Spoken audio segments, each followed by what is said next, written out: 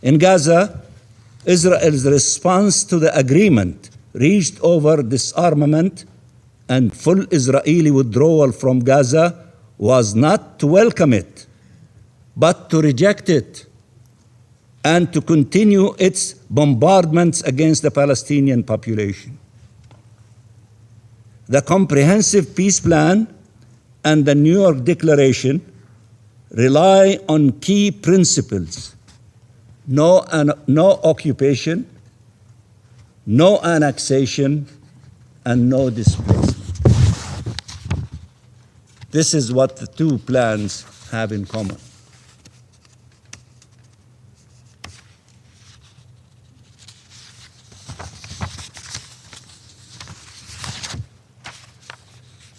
This Israeli government is fully committed to pursuing all three at all cost and by any means. We all say no annexation, no occupation, no displacement. They are not only saying, they're working day and night by all means, yes to annexation, yes to occupation, and yes to displacement. The plan builds towards reunification of the West Bank and the Gaza Strip, as many of you have indicated, under the Palestinian Authority, Palestinian self-determination and independent statehood. The Israeli government is fully committed at preventing them at all costs and by any means, and they don't hide it. They announce it every day. The name Jerusalem, Hebron, Bethel, they are not names invented by modern leaders or modern politicians. They are part of the DNA of the Jewish people. And this history was recognized by the international community. The League of Nations Mandate for Palestine affirmed the historical connection of the Jewish people to the land of Israel. It called for the founding of a Jewish national home there. The international legal framework established after World War I confirmed that historical connection. That framework included Judea and Samaria. Our history is not a political slogan. It is part of our historical and international record. Madam President, I could lecture for hours about our biblical rights, our historical rights, our legal rights to Judea and Samaria. But if we want to be practical today, and if this Council is serious about bringing security and stability to the region, it must understand a simple truth. We are not going anywhere. Jewish communities will stay in Judea and Samaria, just like the Palestinian communities. Over 500,000 Jews live in 4 large cities and over 200 communities in Judea and Samaria, alongside over 2 million Palestinians.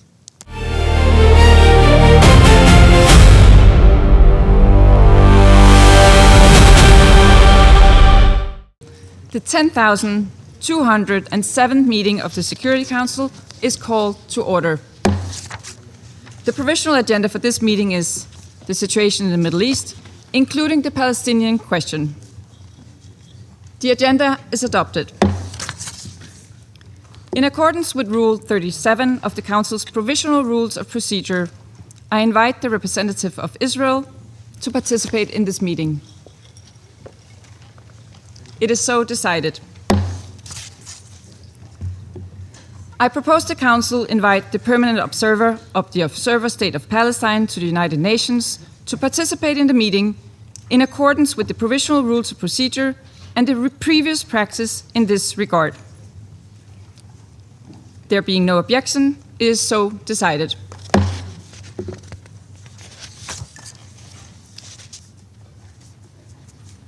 In accordance with Rule 39 of the Council's Provisional Rules of Procedure, I invite the following briefers to participate in this meeting: Mr. Ramiz Alakbarov, Deputy Special Coordinator for the Middle East Peace Process, United Nations Resident and Humanitarian Coordinator, and Ms. Hanan Suleiman, Deputy Executive Director of UNICEF. It is so decided.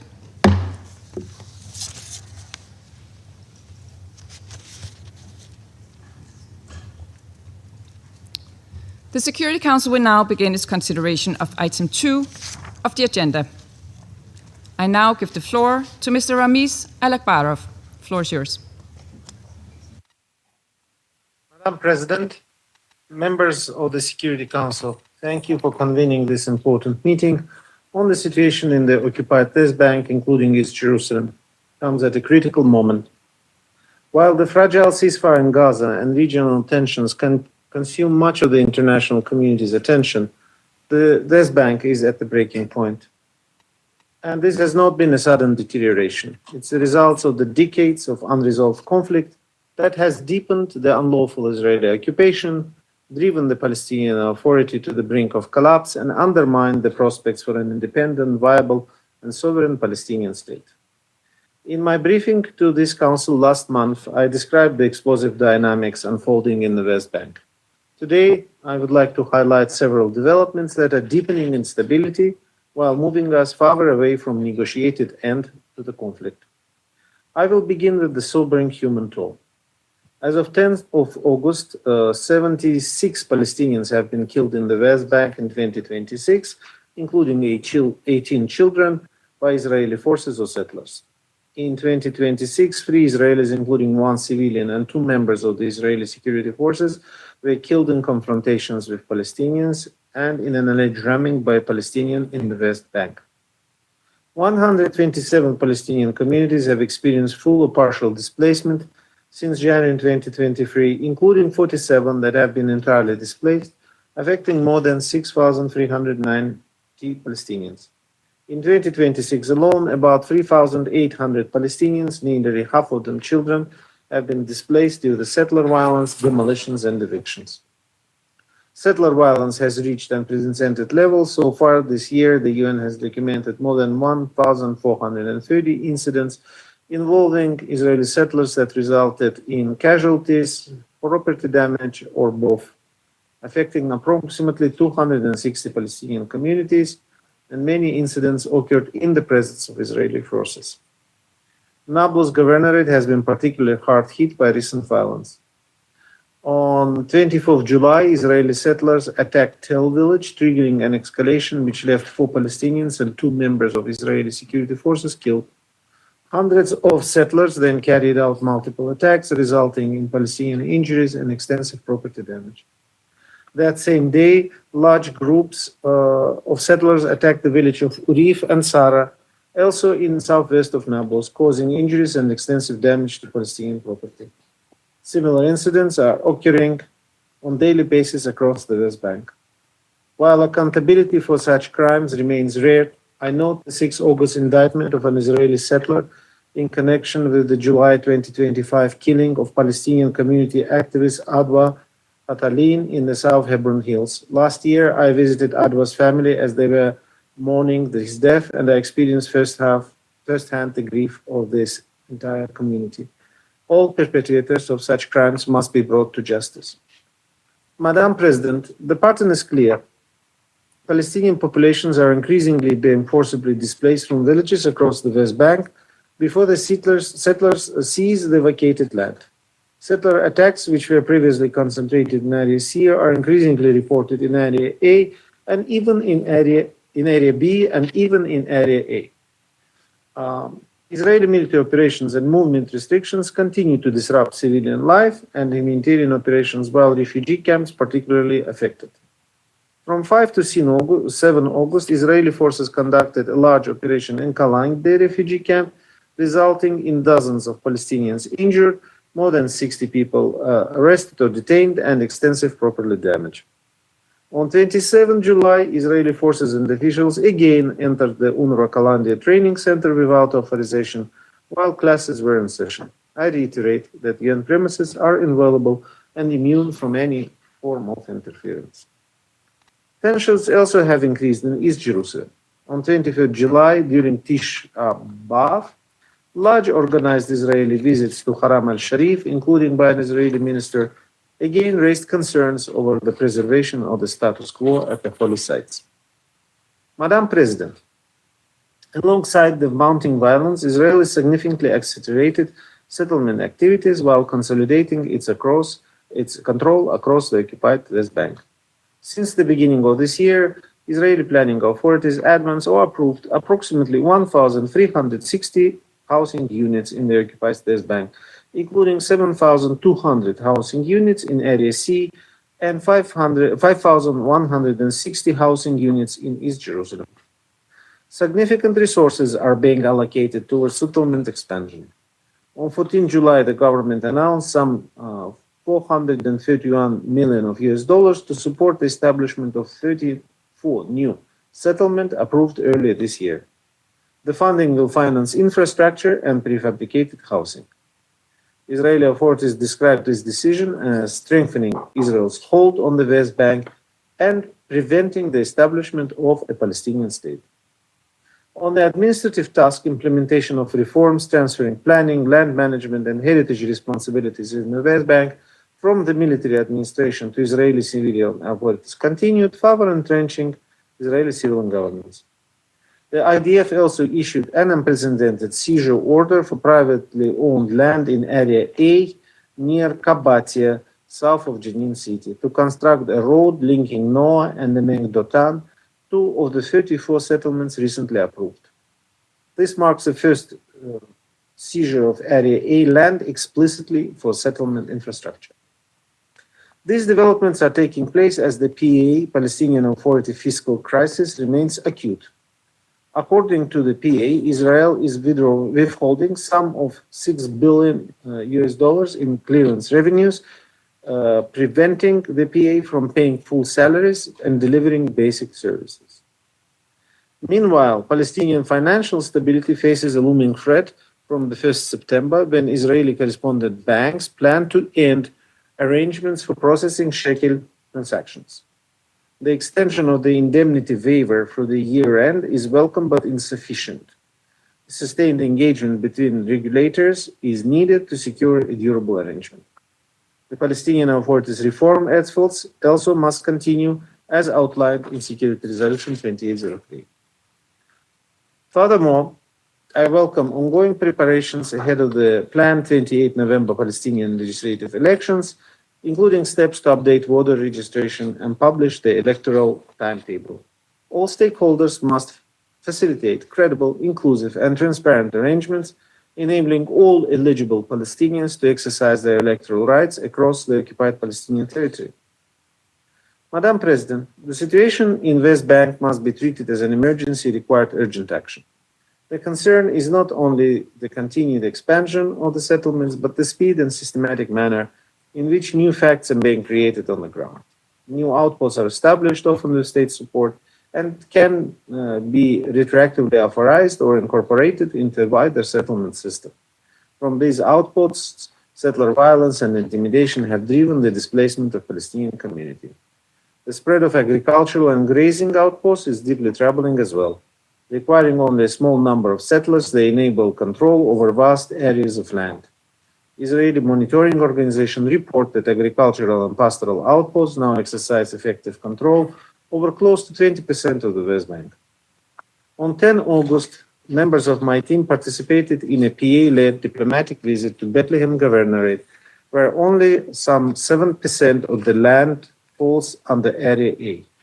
They observed firsthand the impact of Israeli policies constricting Palestinian movement while enabling settler encroachment, including incursions at the historic site of Solomon's Pools in Area A.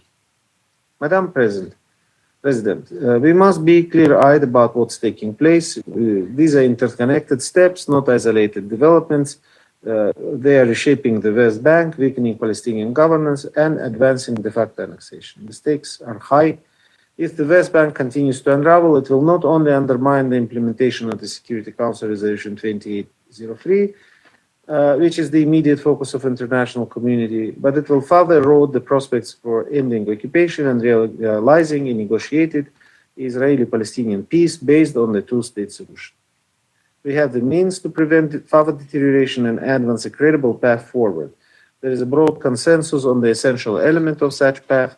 Security Council Resolution 2803 must be implemented immediately and in full. The New York Declaration must be implemented together with the Resolution 2803 in a complementary and mutually reinforcing manner. Together, and within the framework of the existing Council resolution, including Resolution 2334, they can provide the political vision and coordinated international effort needed to end unlawful occupation, advance the two-state solution, and resolve the conflict.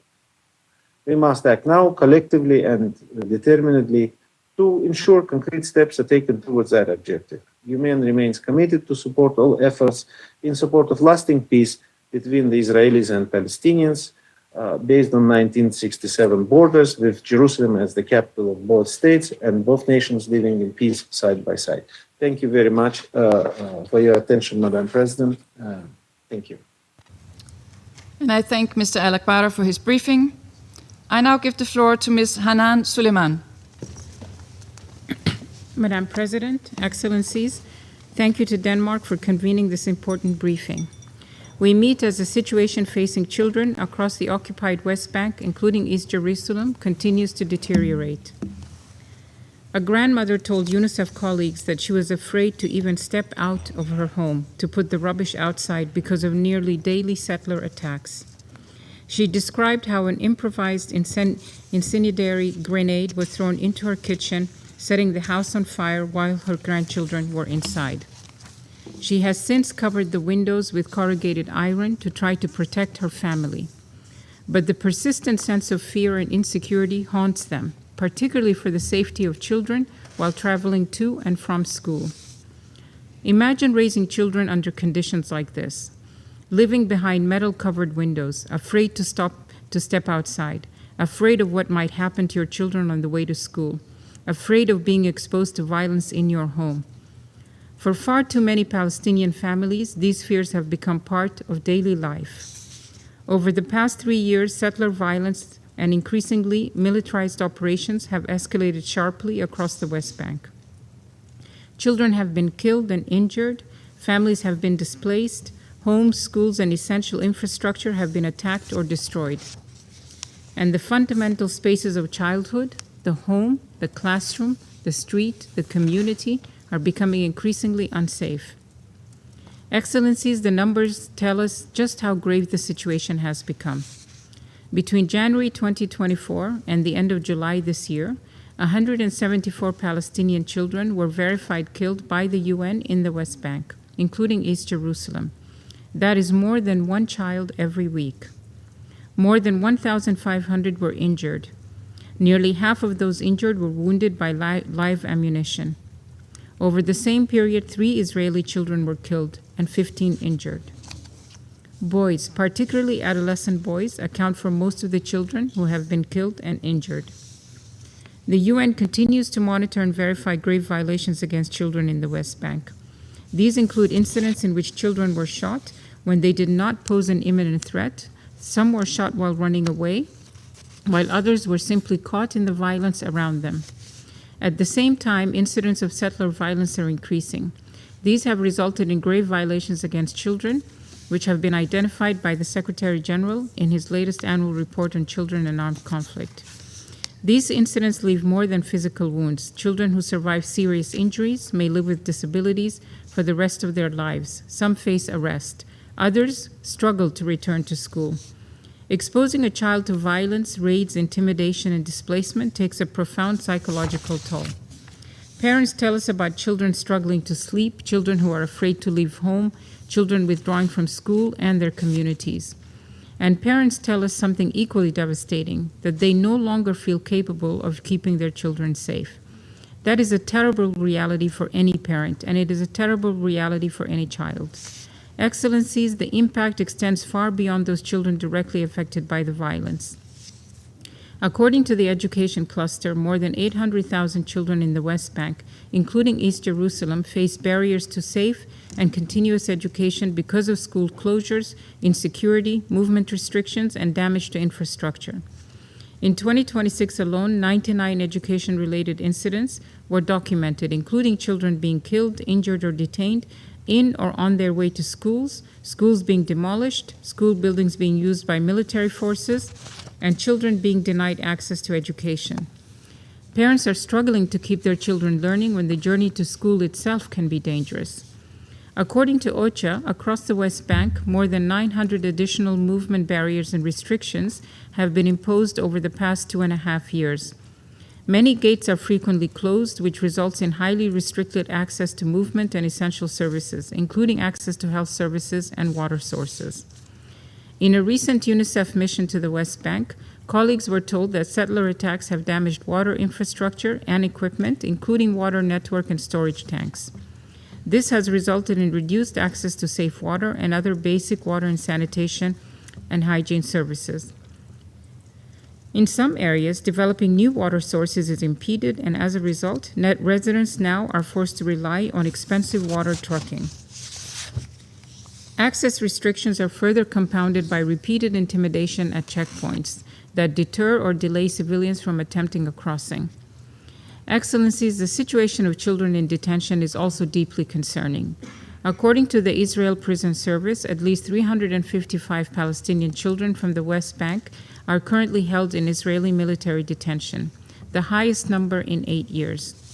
Nearly half, 164 children, are held under administrative detention without charge or trial. Children in detention continue to report violence, ill treatment, humiliating and degrading treatment, and harsh conditions, with a pattern of inadequate nutrition and hygiene for children, resulting in extreme weight loss and rampant scabies infection amongst child detainees. This year, a UNICEF partner spoke to a boy who was arrested from his home in the middle of the night, faced physical violence, was hand-tied, blindfolded, and faced various violations. While being interrogated, the child was held in solitary confinement for over 20 days. Excellencies, the dire situation for children is being compounded by growing obstacles to humanitarian access and essential services. Local authorities have had tax revenues withheld and are unable to pay health and education workers, affecting children's access to basic services. Children requiring medical treatment must be able to reach it. Humanitarian workers and partners must be able to reach children safely wherever those children live. Despite those challenges, UNICEF and our partners remain on the ground. When families are forcibly displaced, UNICEF and partners provide emergency assistance, mental health and psychosocial services, cash, drinking water and hygiene, and support to continue their education. But humanitarian assistance can only mitigate the consequences. It cannot remove the causes. That requires political action. So today I leave this council with 4 urgent requests. First, protect children. Protect children. International humanitarian law and international human rights law must be strictly observed and followed. Law enforcement standards must be respected, with lethal force used only when strictly unavoidable to protect life. Specific safeguards must be put in place wherever children may be present. The administrative detention of children must end, and all practices concerning Palestinian children in the military justice system must be brought into line with international juvenile justice and child rights standards. We echo the call of the Secretary General in urging Israel to agree and implement an action plan with the United Nations to end and prevent grave violations against children. Second, end the forced displacement of Palestinian children and families. Member states must use their political and diplomatic influence to prevent further displacement and signal zero tolerance for violence against children, families, and communities. Third, protect children's access to education, healthcare, and other essential services. Children must be able to reach school safely, and children require medical treatment must be able to reach hospitals and health facilities. Lastly, protect humanitarian operations. Vital supplies must be allowed into and across the West Bank without unnecessary delay. Public services upon which children and families depend must be protected from interruption. And humanitarian organizations and their partners must be able to operate safely, independently, and without administrative measures that prevent them from reaching children in need. Excellencies, the humanitarian consequences of what is happening in the West Bank are profound. But behind every statistic is a child afraid to walk to school, a child recovering from a gunshot wound, a child held in detention, a child watching her family home being demolished, and a child sleeping behind corrugated iron because her grandmother is trying to keep fire from coming through the window again. These should not be the defining experiences of childhood. Children in the West Bank have the same rights as children everywhere: to live, to learn, to be protected, and to imagine a future beyond violence and fear.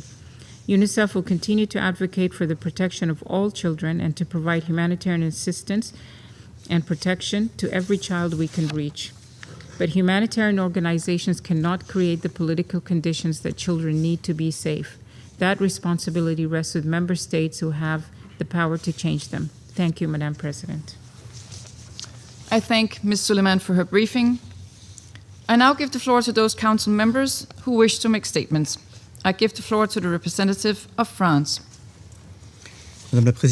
Madam President, I wish first of all to thank Deputy Special Coordinator Mr. Ramiz Alakbarov and the Deputy Executive Director of UNICEF, Ms. Hanan Suleiman. I thank them both for their briefings. France, alongside the other European members of the Council, called for the convening of a meeting on the situation in the West Bank in view of the violence that has occurred in recent weeks that has produced several Israeli and Palestinian victims. We cannot ignore what is happening in the West Bank. The violence that is perpetrated there is part of a broader dynamic whereby settlement activity is continuing and settler violence against Palestinian civilians is on the rise. This situation is a direct threat to regional stability and to the viability of the two-state solutions. That solution is at the heart of the New York Declaration adopted last year, a declaration which France unreservedly supports. We are committed to safeguarding Israel's security, something that is also at the heart of our diplomatic efforts. Israel announced the launch of a large-scale military operation. At this time, France calls upon all parties to remain calm and exercise restraint. We wish to remind the Israeli army of its obligation to protect civilians. Madam President, 4 trends are converging and indeed worsening on the ground, or indicating that things are worsening. Firstly, settler violence against Palestinian people is on the rise in a climate of impunity, and that is meeting with no response from the Israeli armed forces. These acts of terror are unacceptable. We condemn the increasing targeting of women and children and the restrictions placed on movement and access to healthcare by the Israeli forces. These are all in breach of international law. Terrorist attacks targeting Israeli civilians must also cease. Secondly, Israeli settlement activity is picking up pace in absolute disregard for international law. Settlements continue to expand as seen with the E1 project. We're also seeing the legalization of outposts, land seizure, and the demolition of Palestinian structures. All of these run counter to Council Resolution 2334. We staunchly oppose Israel's process of de facto annexation and forced displacement. France and its EU partners have taken out sanctions against entities and individuals responsible, and we will take additional measures, including sanctions and trade measures, to address the situation. Thirdly, Israel continues to weaken the Palestinian Authority by refusing to return to the authority its tax revenues and by refusing to renew correspondent banking services. These acts compromise the authority's ability to guarantee the Palestinian people with the necessary services and their ability to undertake necessary reforms. France welcomes the PA's announcement that it will hold legislative elections in November 2026 and presidential elections in 2027. We call upon all parties to guarantee the holding of elections which allow the Palestinian people to democratically express their will across the full extent of occupied territory. Attacks against UNRWA continue, as illustrated by repeated Israeli incursions into the Kalandia training center. These incursions are unacceptable. We call upon Israel to lift obstacles on the crucial work of UNRWA and to respect UN privileges and immunities. The situation in West Bank is inextricably linked from that in Gaza. Both are integral parts of Palestine. instability in the West Bank compromises the progress allowed by the ceasefire in Gaza as well as by the peace plan and Resolution 2803. All of this imperils the two-state solution. France decries the Israeli Prime Minister's rejection of the agreement on Hamas disarmament. That is a long-held demand on our part and something that features in the New York Declaration that was adopted last year. France commends the efforts of the US, Egypt, Qatar and Turkey to achieve this essential goal, essential that is for regional security. We call once again upon all parties to accept this agreement. Hamas must lay down its weapons. It is also crucial that the Israeli army withdraw from the Gaza Strip, that the International Stabilization Force be deployed there to support the Palestinian forces and to prepare for the return of the Palestinian Authority at full strength. Finally, humanitarian aid must be able to enter immediately, completely and at scale into Gaza, as this council called for when it adopted 2803 last year. President, 1 year after the adoption of the New York Declaration, which must indeed remain our roadmap for collective action, France will continue to support efforts for the two-state solution. That is the only viable solution for peace and lasting security for all in the region. I thank you. I thank the representative of France for the statement, and I now give the floor to the representative of Greece. Thank you, Madam President. Allow me to begin by thanking our briefers, Deputy Special Coordinator Mr. Ramiz Alakbarov and UNICEF Deputy Executive Director Ms. Hanna Suleiman for their remarks. Greece, together with its fellow European members of the Security Council, called for today's meeting as we consider it essential for the Council to remain seized of the developments in the West Bank and East Jerusalem. We meet at a critical moment amid ongoing efforts to consolidate the ceasefire in Gaza and advance its next phase. We must thus ensure that the prospects for peace are not eroded by developments on the ground in both Gaza and the West Bank, which constitute a single, indivisible territorial unit of a future Palestinian state. Madam President, the situation in the West Bank and East Jerusalem remains concerning. We are witnessing developments that threaten to fundamentally alter the realities on the ground: settlement expansion, repeated evacuation orders, demolitions and evictions, as well as forced displacement. Such actions run counter to international law and Security Council Resolution 2334, while continuously eroding the foundations upon which the two-state solution must be built.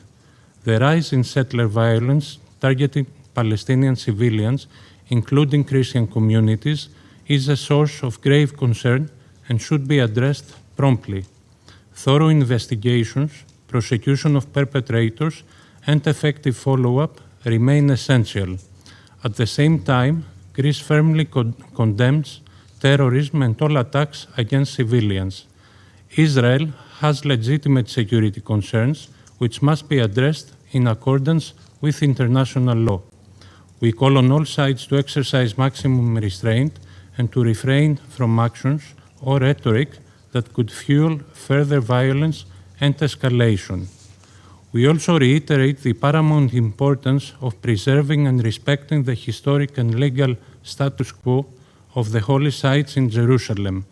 Any actions that undermine this long-standing arrangement are deeply concerning and must be avoided. This principle is indispensable for interfaith coexistence and regional stability. The stabilization of the West Bank also requires addressing the severe humanitarian and economic pressures facing the Palestinian population. The continued withholding of Palestinian tax revenues is placing the Palestinian Authority under unsustainable financial strain. We reiterate our call for the immediate release of these revenues, which are essential for maintaining institutional stability, delivering basic services, and enabling the Palestinian Authority to pursue its reform agenda. We acknowledge the steps already undertaken by the Palestinian Authority towards reform under exceptionally difficult circumstances and encourage their continuation. A strengthened, reformed, and effective Palestinian Authority remains a credible partner for peace. We want to see the Palestinian Authority succeed in its reform agenda and return to Gaza as soon as conditions allow. Madam President, the international community must continue to ensure the safe, rapid, and unimpeded delivery of humanitarian assistance to all those in need. The role of UNRWA in providing essential humanitarian assistance, healthcare, education, and protection services to Palestine refugees in Gaza and the West Bank remains indispensable in this regard. Greece will continue supporting those efforts, including through the European Union Pegas mechanism, channeling its funding to East Jerusalem hospitals. In conclusion, Madam President, the current moment calls for renewed political courage and diplomatic engagement, as reaffirmed by the New York Declaration and the Global Alliance for the Implementation of the Two-State Solution. The international community remains committed to preserving a credible political horizon.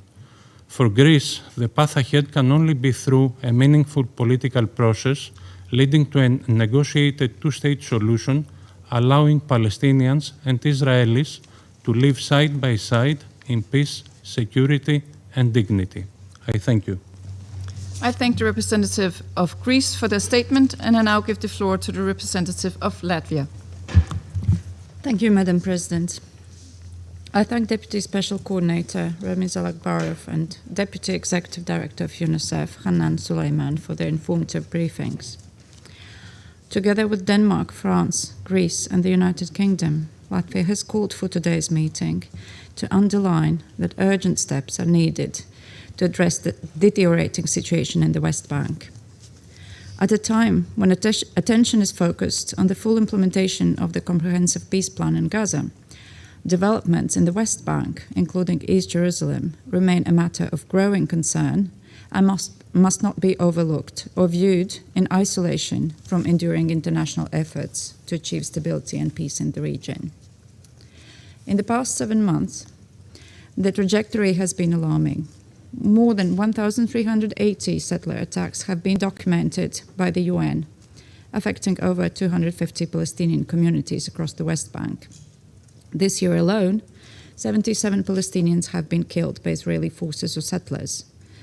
It is particularly appalling that 1 in 5 Palestinians killed in these violent incidents was a child. 3 Israelis, including 2 members of the Israeli forces, have been killed by Palestinians in the West Bank during the same period. This violent environment fuels mutual hatred and leads to increasing security risks, both for Palestinians and Israelis.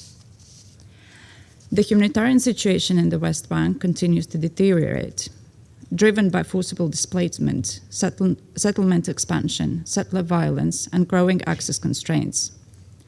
Displacement has reached unprecedented levels this year, with July recording the highest number of people displaced since April 25. Continued settlement expansion and the annexation of the West Bank, including East Jerusalem, are not acceptable. We once again call on Israel to end its settlement policy and to ensure accountability for the attacks on and killings of civilians. International law and commitments, including Security Council Resolution 2334, as well as previous arrangements to which Israel has pledged itself, must be fully respected. The increasing acts of violence and vandalism by settlers directed against religious sites and places of worship in the West Bank further inflame tensions in already volatile environments. And we call on Israel to abide by the historic status quo arrangements governing the holy sites in Jerusalem and protect and ensure the safety of all religious communities. The extensive grid of checkpoints and roadblocks continue to make it difficult for Palestinians to access their workplaces and basic services, including schools and hospitals.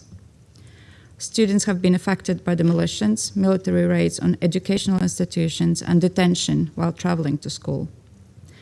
The UN Convention on the Rights of the Child, the most widely ratified human rights treaty, stipulates that every child has the right to education.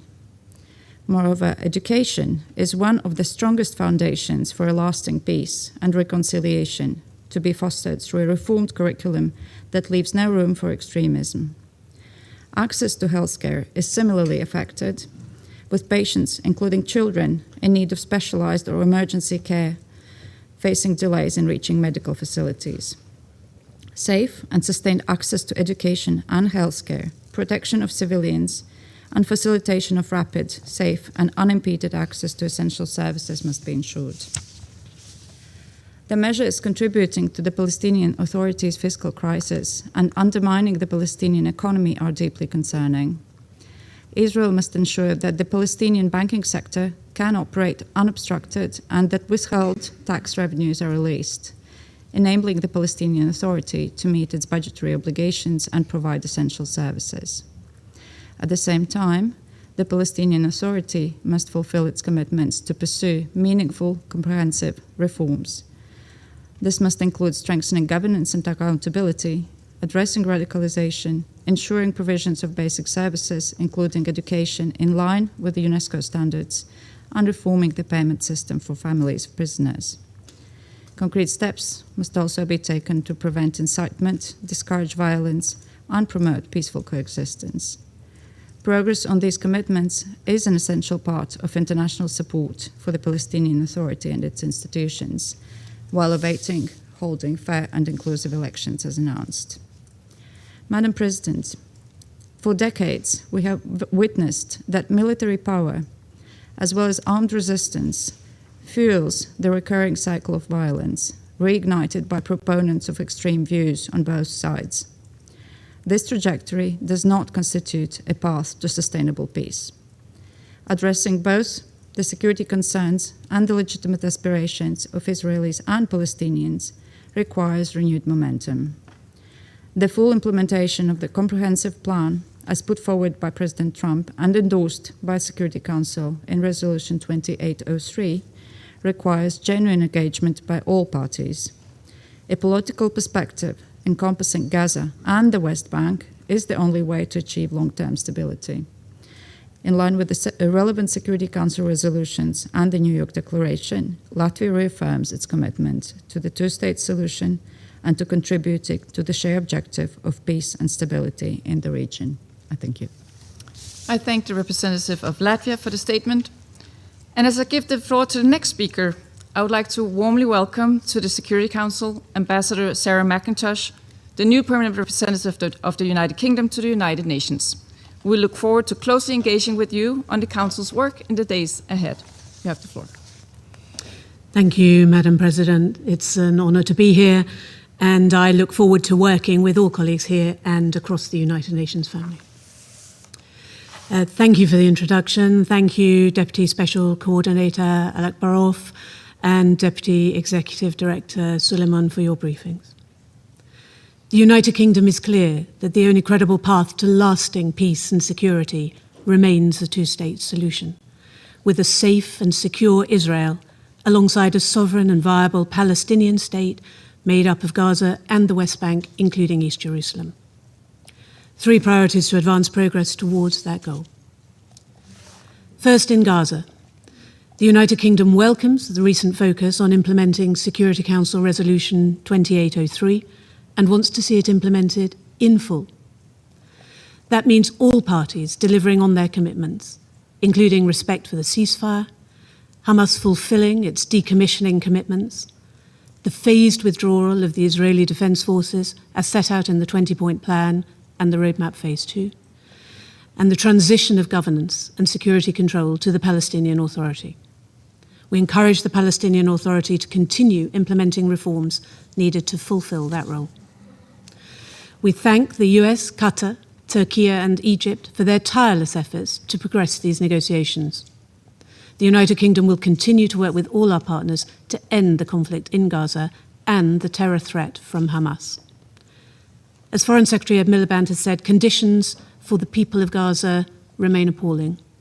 Israeli authorities must end unacceptable restrictions on aid and enable safe, sustained and unhindered humanitarian access across Gaza.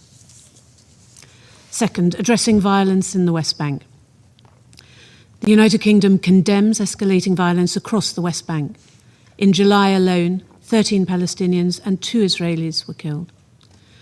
Recent attacks by Israeli settlers on Palestinian villages and communities, in some cases alongside Israeli Defense Force personnel, are appalling.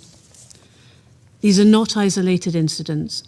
OCHA's July report records more than 1,300 settler-related incidents affecting over 250 Palestinian communities, around 900 Palestinians injured, and more than 3,200 displaced.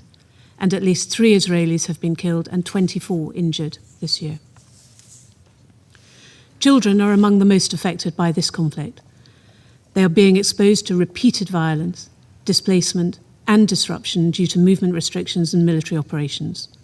On the 4th of August, Israeli forces demolished 3 donor-funded classrooms at Shab al-Batoum school, just weeks before the start of the school year.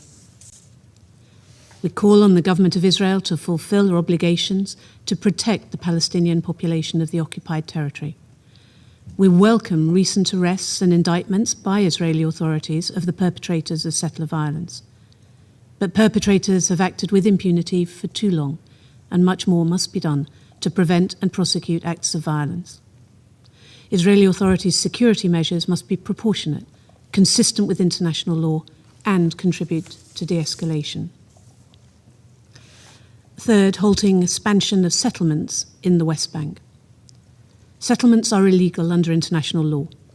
They undermine the viability of a two-state solution, and they fuel insecurity for both Palestinians and Israelis.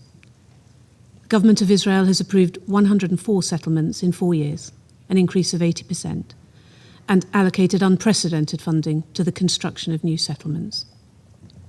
The United Kingdom condemns threats to expand illegal settlements and outposts, and opposes the decision to reintroduce the E1 settlement plan, which aims to cut the West Bank in half.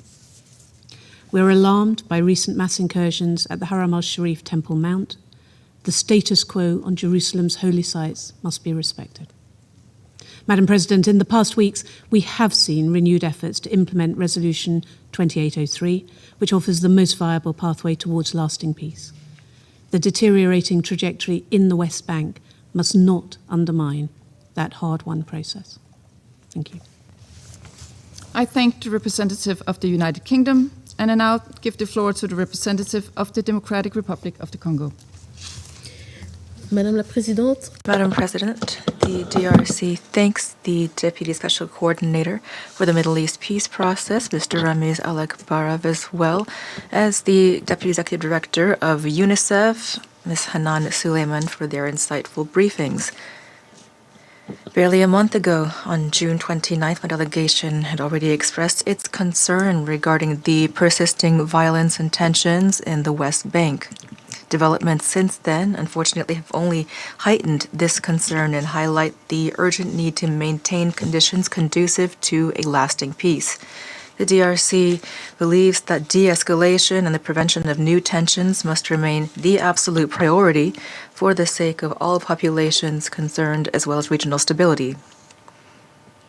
My country has strongly condemned all violence against Palestinian civilians as well as Israeli civilians and all acts of terrorism, and call on all parties to demonstrate the restraint. My country has been attentively following the evolution of the situation as well as the growing difficulties that face civilian populations, especially in the West Bank, including East Jerusalem. Displacement, restrictions on access, and disruptions of essential services continue to affect the most vulnerable communities. My delegation is especially concerned by the situation of children who are the primary victims of this instability. In the West Bank, disruptions of access to education, healthcare, and essential services further jeopardize children and the most vulnerable families. The DRC underscores the importance of maintaining, whenever possible, the continuity of these services and to guarantee that every child is able to grow, learn, and to develop in conditions that are decent and that foster a bright future. Here, the DRC would like to reaffirm the importance of the full implementation of Resolution 2334 of 2016 of the Security Council, as well as the respect for obligations under international law. We encourage all parties involved to avoid measures and actions that could further inflame tensions, compromise the stability on the ground, or hamper progress toward a negotiated and lasting solution. We are troubled by the humanitarian situation, and we therefore call for continued efforts to guarantee safe, rapid, predictable, and coordinated humanitarian access for populations in need. In this regard, we commend the actions of the UN as well as the humanitarian organizations that continue their mission under difficult circumstances. The DRC also encourages the strengthening of coordination between actors involved in order to facilitate aid delivery in line with legitimate security needs, protection of civilians, and international law. Special attention ought to be paid to protecting humanitarian workers as well as the continuity of essential services, especially in the areas of healthcare, education, water, and sanitation.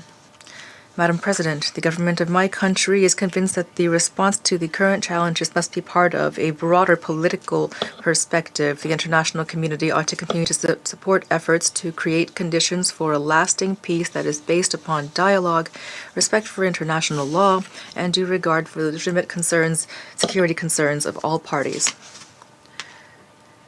The DRC also recognizes the legitimate concerns with regard to security of Israel and underscores that these, as well as protection of civilians, ought to be taken into account while fully respecting international law.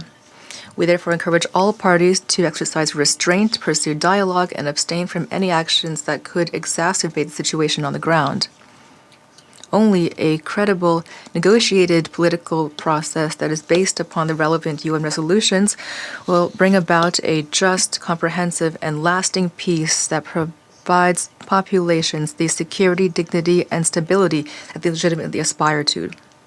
Madam President, in closing, the DRC reaffirms its commitment to upholding international law, to protecting civilian populations, and to seeking a lasting political solution. We remain convinced that the path of dialogue, restraint, and cooperation ought to prevail over that of confrontation in order to maintain prospects for peace and stability in the region. The DRC thus calls upon the international community to continue its efforts steadily and with determination in order to pave the way for a lasting peace based upon coexistence, dignity, and security for all. Thank you. I thank the representative of the Democratic Republic of the Congo, and I give the floor to the representative of Liberia. Thank you. Thank you, Madam President. Liberia thanks the Deputy Special Coordinator for the Middle East Peace Process and the Deputy Executive Director of UNICEF for their qualified briefings. Excellencies, 79 years ago, Liberia cast its vote for UN Resolution 181, a vision of two sovereign homes, an Arab state and a Jewish state.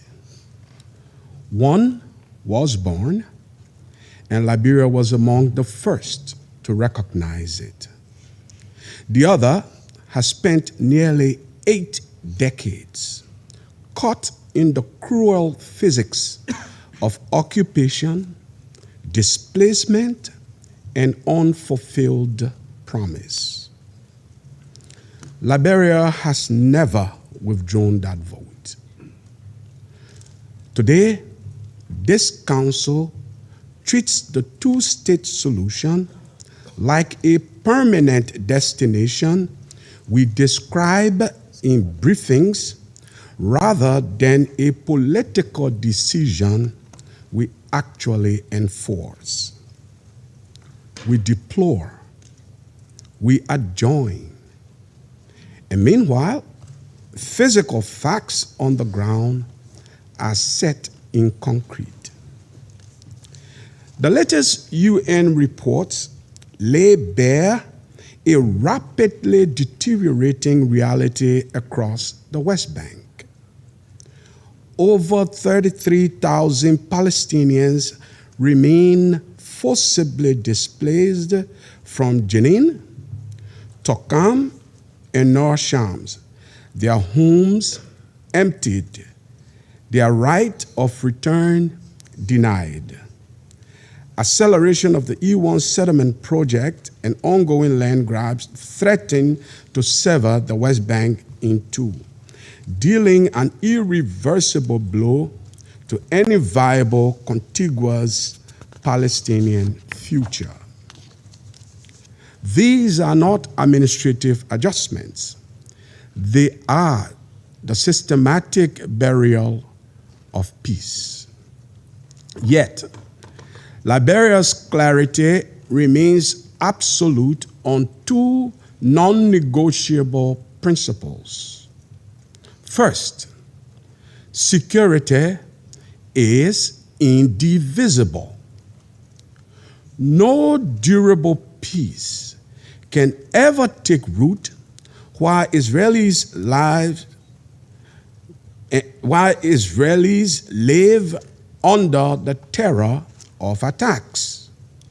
We condemn such violence unequivocally.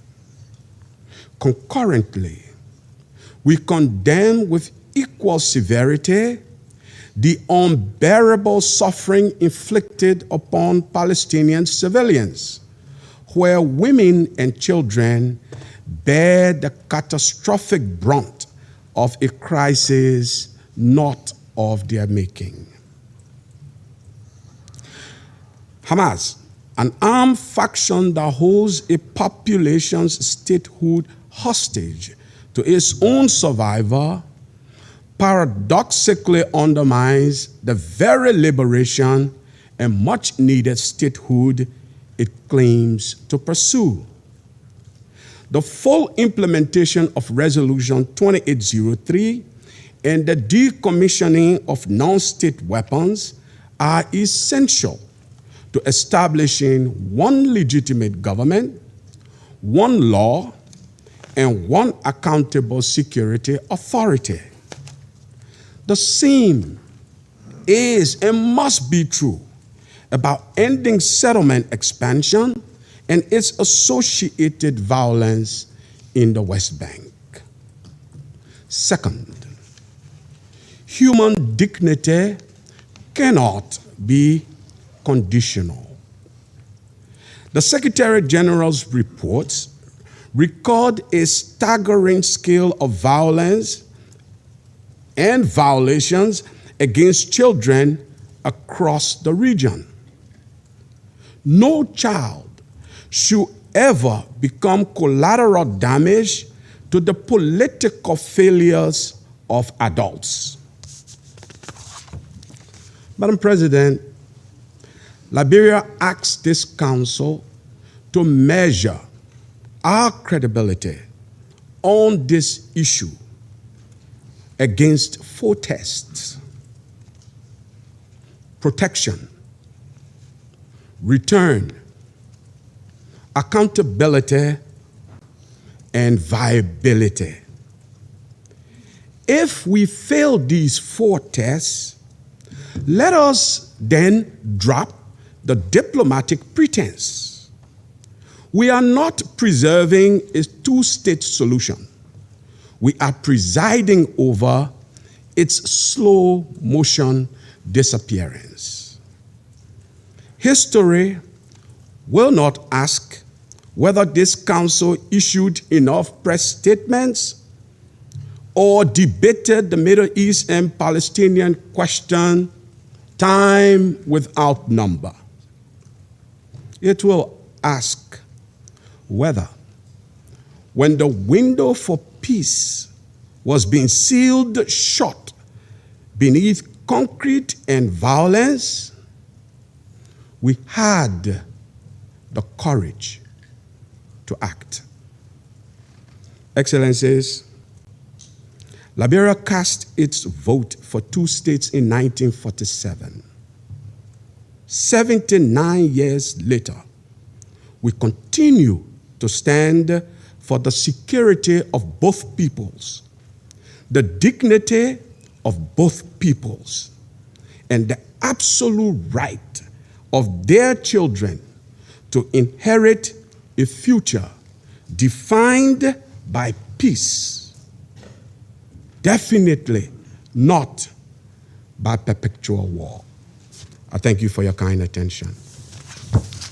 I thank the representative of Liberia for the statement, and I now give the floor to the representative of Pakistan. Thank you, Madam President.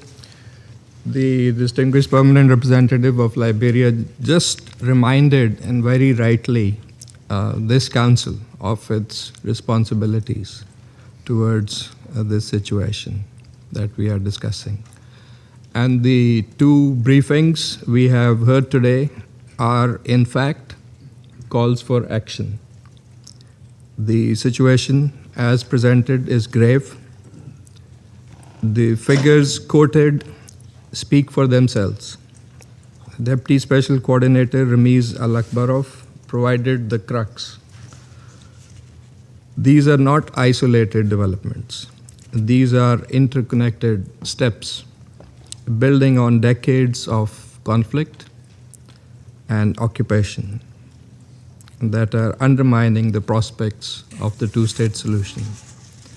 And Deputy Executive Director Hannah Suleiman informed us of the wide-ranging humanitarian consequences of what was happening in the West Bank, especially for children, and again rightly called for protection. The Council must respond because the situation in the occupied West Bank is deteriorating rapidly.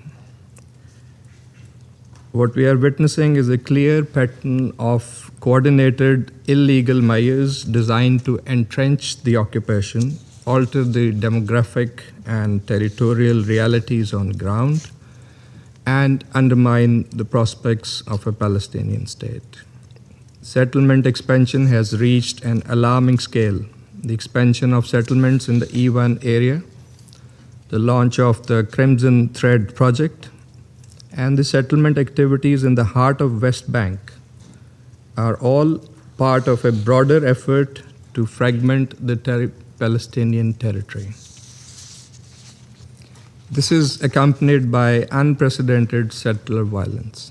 The West Bank has experienced its largest displacement crisis since 1967.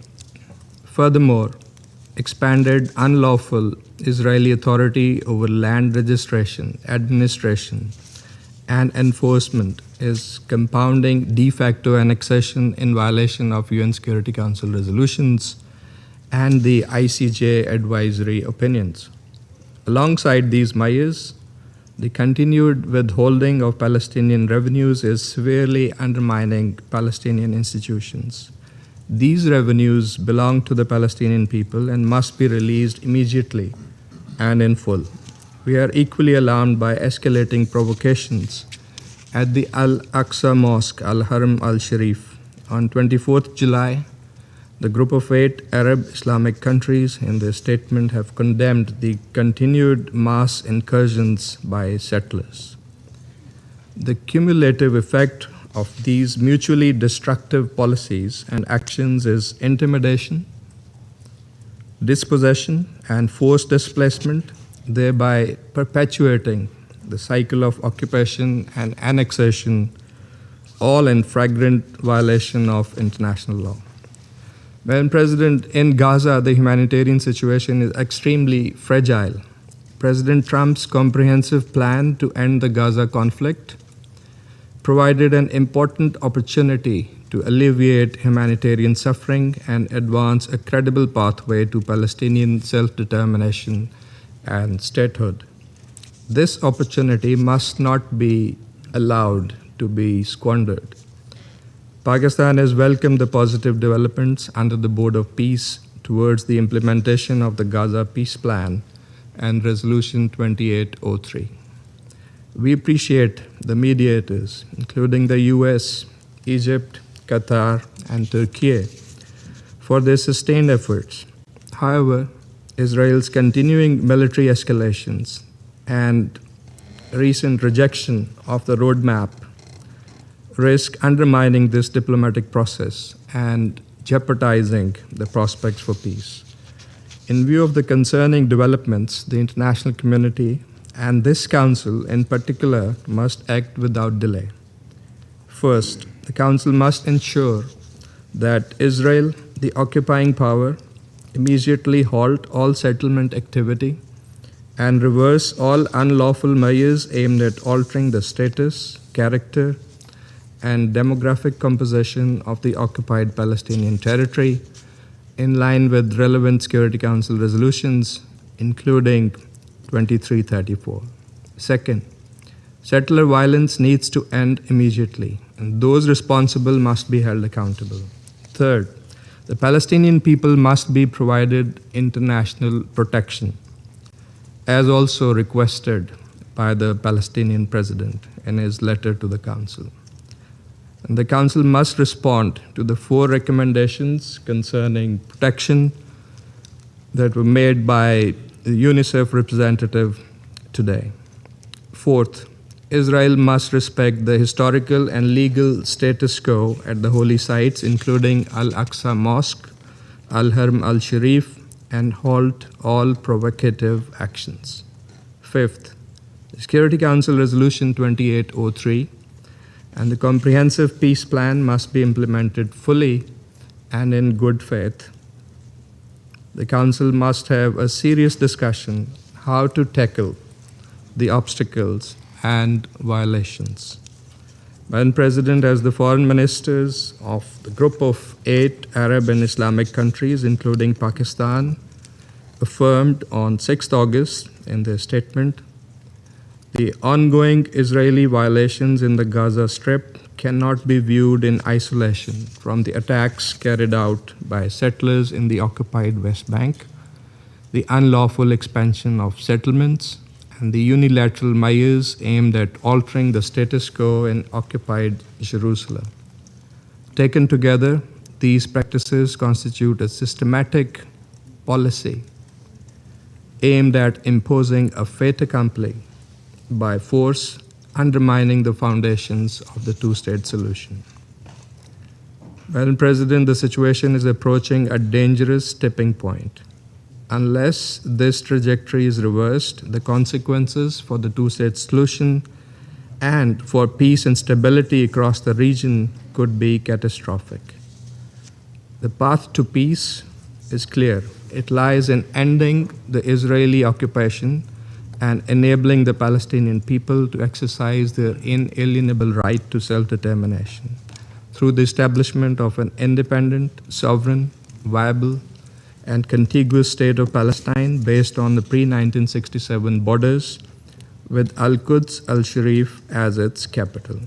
It is the only credible foundation for a just, lasting, and comprehensive peace in the region. I thank you. I thank the representative of Pakistan for the statement, and I now give the floor to the representative of the Russian Federation. Madam President, Russia supported the convening of today's Security Council meeting with a goal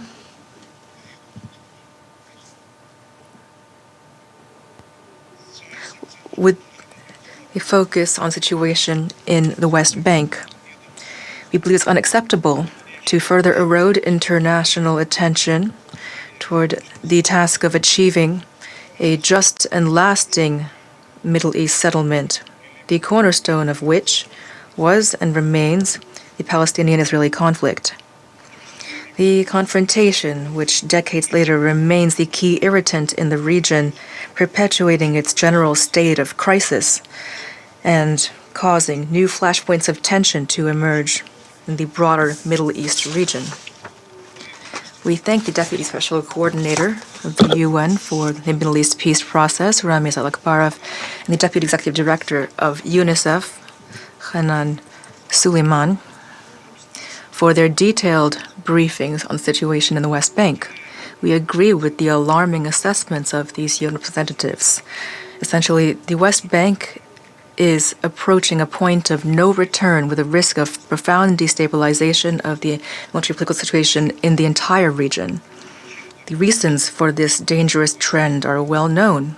They lie in the creeping expansion of Israel and the OPT, the escalation of settlement activity, of settlement violence, and the unprecedented tightening of Israeli restrictions on the movement of Palestinian residents. Against the position of most of the international community, West Jerusalem continues its illegal policy of building new settlements. A few days ago, the government issued yet another tender for the construction of over 600 housing units in the province of Ramallah and Al-Bira. Settler violence has reached extreme levels, and it's carried out not only with impunity, but sometimes with the connivance of Israeli soldiers. In late July, early August, there was a wave of attacks carried out in a number of cities in which radicals burned mosques, ravaged homes and vehicles, and dozens of people were injured. According to openly available sources, this settler violence is reaching tragic new levels. Since the beginning of this year, over 11,000 attacks have been committed. Israeli civilians have killed over 20 West Bank civilians. In parallel, we're seeing intensifying IDF operations to clear West Bank towns and refugee camps. These armed raids are accompanied by arbitrary arrests of Palestinians and large-scale restrictions on their movement. Especially troubling is the fact that due to these measures, the largest Palestinian towns are blockaded, and even emergency medical services have been suspended. We call on Israel to refrain from any arbitrary measures, including settlement activity, that undermine the prospects for a two-state solution, as well as to take effective measures to curb settler violence and to immediately return to implementing relevant UNSC and GA resolutions. Madam President, of equal concern is the volatile situation in another part of the OPT, that is Gaza. The practical implementation of the American peace plan for Gaza has essentially stalled. Certainly, it's important to note that thanks to the efforts of mediators, large-scale bloodshed has ceased in the enclave. However, the ceasefire regime continues to be systematically violated, mainly by Israel. This is clearly demonstrated by the numbers of victims. In less than a year since the formal entry into effect of the ceasefire, Israelis have killed almost 1,300 Palestinians. Among them, according to UNICEF figures, there are almost 300 children. That means that over the past 300 days in Gaza, on average, one child has been killed per day by Israeli soldiers. Despite this tragic reality, here at the Security Council, a number of Western delegations have, over the past few months, placed the entire responsibility for the stagnation of the Gaza peace plan on Hamas alone. We all recall how during Security Council meetings, the leadership of Hamas were insistently called upon to immediately lay down their arms, not to hinder the work of the National Committee for the Administration of Gaza, and to accept the roadmap of the High Representative of the Board of Peace, Nikolai Mladenov. We'd like to hope that our Western colleagues will show the same unity and resolve with regard to the other party to the conflict in light of the public rejection of the roadmap by West Jerusalem, while Hamas has agreed to the deal. Madam President, we repeatedly noted that success of any peace initiative on Middle East settlement will be measured by the achievement of its chief goal, the creation of a single, independent, and contiguous state of Palestine on the West Bank and Gaza, with its capital in East Jerusalem. The creation of a state coexisting in peace and security with Israel. As demonstrated by the experience of the past few years, it's impossible to resolve the Palestinian issue, as well as the entire spectrum of Middle East settlement issues, hastily or through the promotion of ad hoc backroom schemes. Equally futile are attempts of certain countries to monopolize the role of mediator, especially when the principal mediator acts solely in the interests of one side of the Arab-Israeli conflict. Under these circumstances, one can hardly expect to see justice or the fulfillment of the aspirations of the Palestinian people. However, an alternative path remains open. Achieving lasting stability and an improved situation in the Middle East is possible and necessary through coordinated international and regional efforts that rely on the extensive international legal basis for settlement, the cornerstone of which is the two states for two peoples formula. Thank you. I thank the representative of the Russian Federation for the statement, and I now give the floor to the representative of Panama. Gracias. Thank you, Madam President. Panama is grateful for the convening of this meeting. We thank Mr. Ramiz Alakbarov, Deputy Special Coordinator for the Middle East Peace Process, and Ms. Hanan Suleiman, Deputy Executive Director of UNICEF, for their invaluable and moving testimony. Moreover, we recognize the presence of the representatives of the State of Israel and the Observer State of Palestine. They are with us in the chamber this morning. We note with grave concern the increasing worsening of the situation in the West Bank that has been described by the briefers with figures. The recent escalation of violence and intimidation continues to claim lives, trigger the displacement of communities, and worsen the humanitarian situation. In addition, we're seeing restrictions placed on movement that continue to stymie access to the civilian population and their access to crucial services, including emergency medical care and livelihoods. That, in turn, worsens the conditions endured by the most vulnerable communities. With dramatic lucidity, Ms. Hannah Suleiman described just that in her briefing. She said that those that most acutely suffer the consequences of this situation include children. The continuation of violence, the rising tide of attacks and forced displacement do not only affect the West Bank that is the subject of this meeting. These phenomena also undermine the development, well-being and access of many children to safe, uninterrupted education. As such, we reiterate the importance of guaranteeing safe, continued access without fear or intimidation, and indeed this access to education must also be uninterrupted. Protecting children and access to education, as well as ensuring the availability of adequate medical treatment, are all crucial components of preserving community resilience and of laying the basis for a lasting peace. Schools must remain safe spaces for learning and protection. They must be free of fear, intimidation, and spared the effects of the conflict. Any impact on educational infrastructure or any disruption to educational access undermines children's prospects for their future.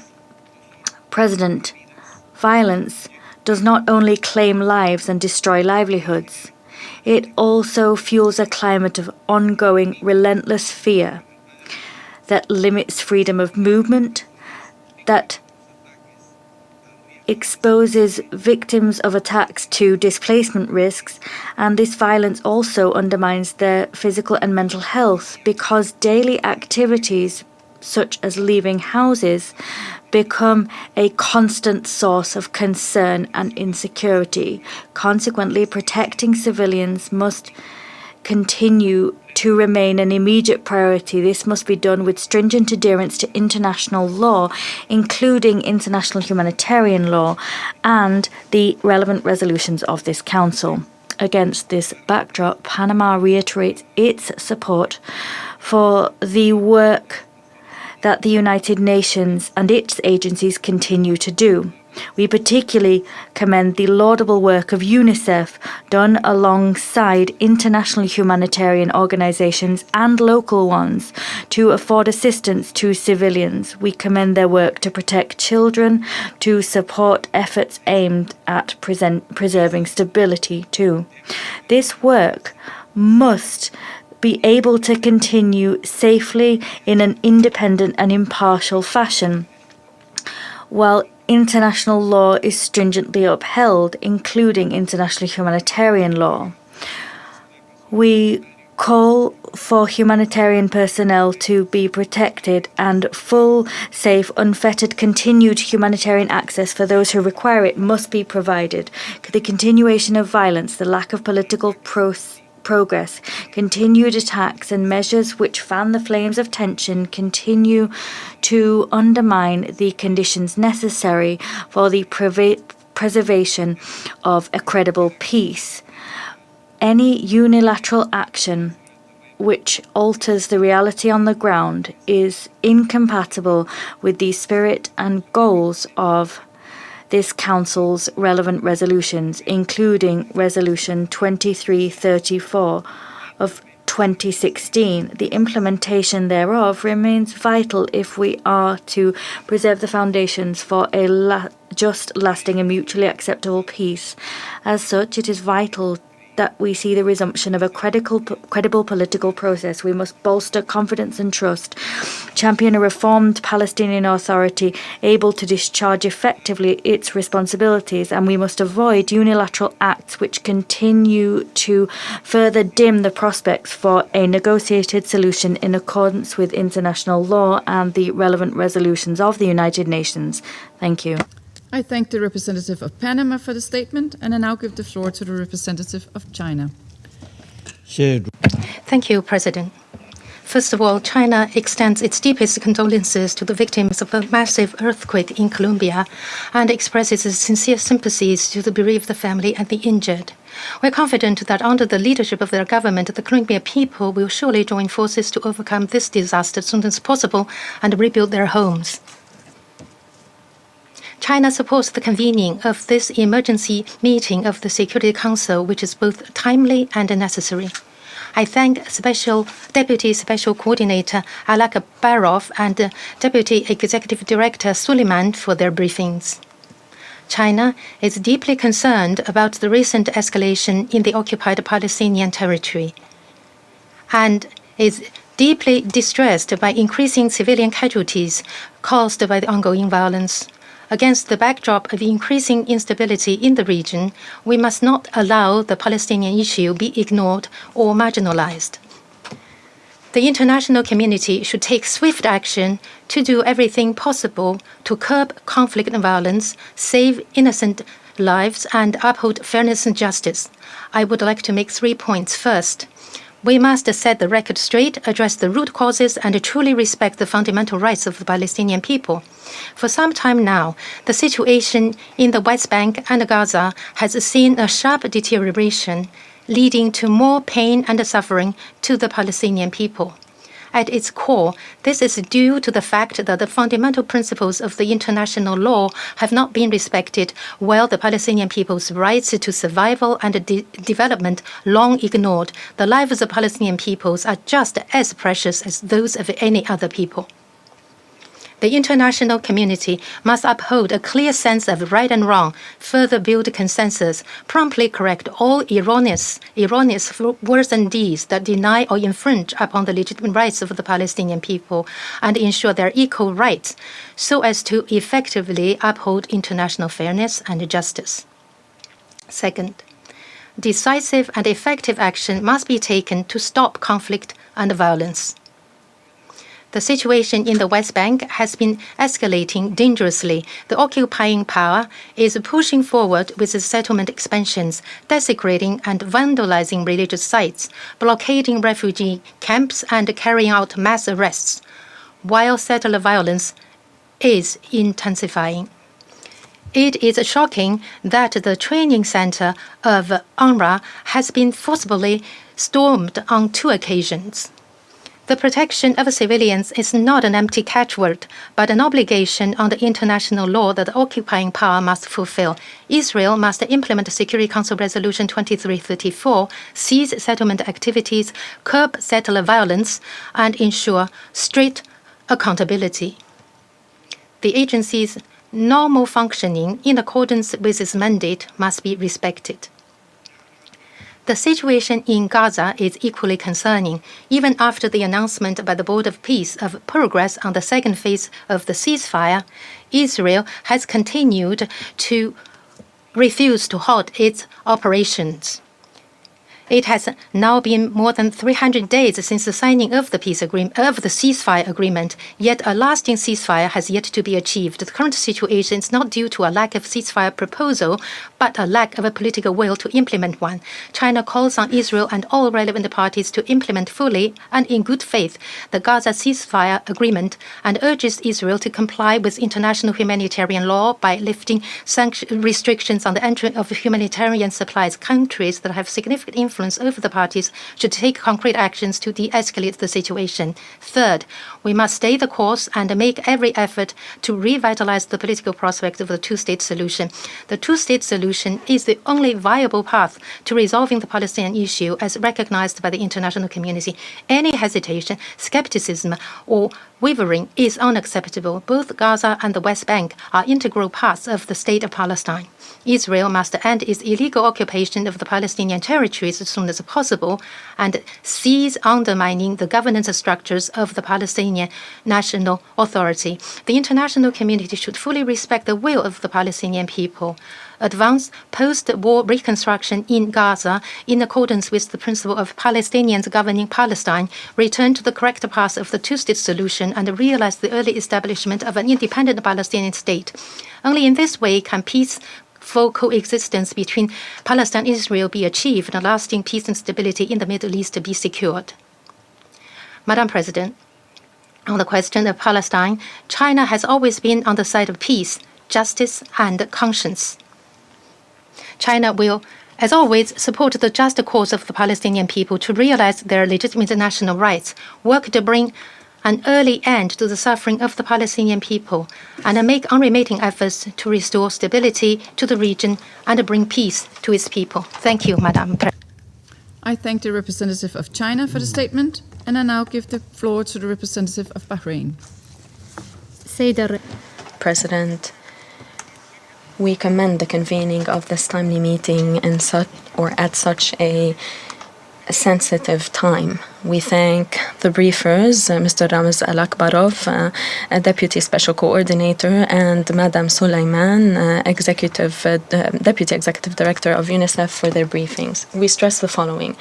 The Kingdom of Bahrain has supported international and regional efforts to end the conflict in the Gaza Strip, including the comprehensive plan to end the Gaza conflict and the role undertaken by the Board of Peace to support practical measures to strengthen stability, reconstruction, improve the living conditions, and pave the way for a credible and serious peace process. The Kingdom stresses that the success of any peace process requires that we address the escalation in the West Bank, which undermines confidence and weakens the opportunity to implement the two-state solution. This has been thrown into sharp relief by the expansion of settlements, the seizure of land, the demolition of homes and schools, including restrictions on cities and camps, as well as rising violence by settlers and the attempts to impose a unilateral reality. This has stoked the suffering of civilians, including that of children, and undermined efforts for calm and peace. We are concerned by the escalation of violence against the Palestinian people in the West Bank. This rise has been unprecedented. 76 Palestinian civilians have been killed since early 2026, according to the United Nations. We stress the need to protect civilians, including children, from the consequences of this highly dangerous escalation. We warn against the consequences of unilateral policies, practices, and measures that are aimed to impose a unilateral reality. They run counter to international law, including IHL, as well as relevant Security Council resolutions. In addition to the inalienable rights of the Palestinian people, they run counter to the international consensus on the rejection of the annexation of Palestinian territory. Violations against Muslim and Christian holy sites are aimed at altering the identity of Jerusalem, and they cause tension as they outrage the conscience of millions of Muslims and Christians throughout the world. The Kingdom of Bahrain stresses the importance of spreading coexistence, and mutual understanding to counter extremist behaviors and ideologies. We stress the need to respect the historic and legal status quo of holy sites. We stress the need to end violations perpetrated, including excavations under and around Al-Aqsa Mosque. We underline that the Holy Aqsa Mosque and Al-Quds al-Sharif in their entirety constitute a holy site for Muslims. The management of Al-Aqsa Mosque is therefore subject to the historic Hashemite custodianship over Muslim and Christian holy sites in Al-Quds al-Sharif. In this regard, we commend the meeting held in Amman on the 5th of August.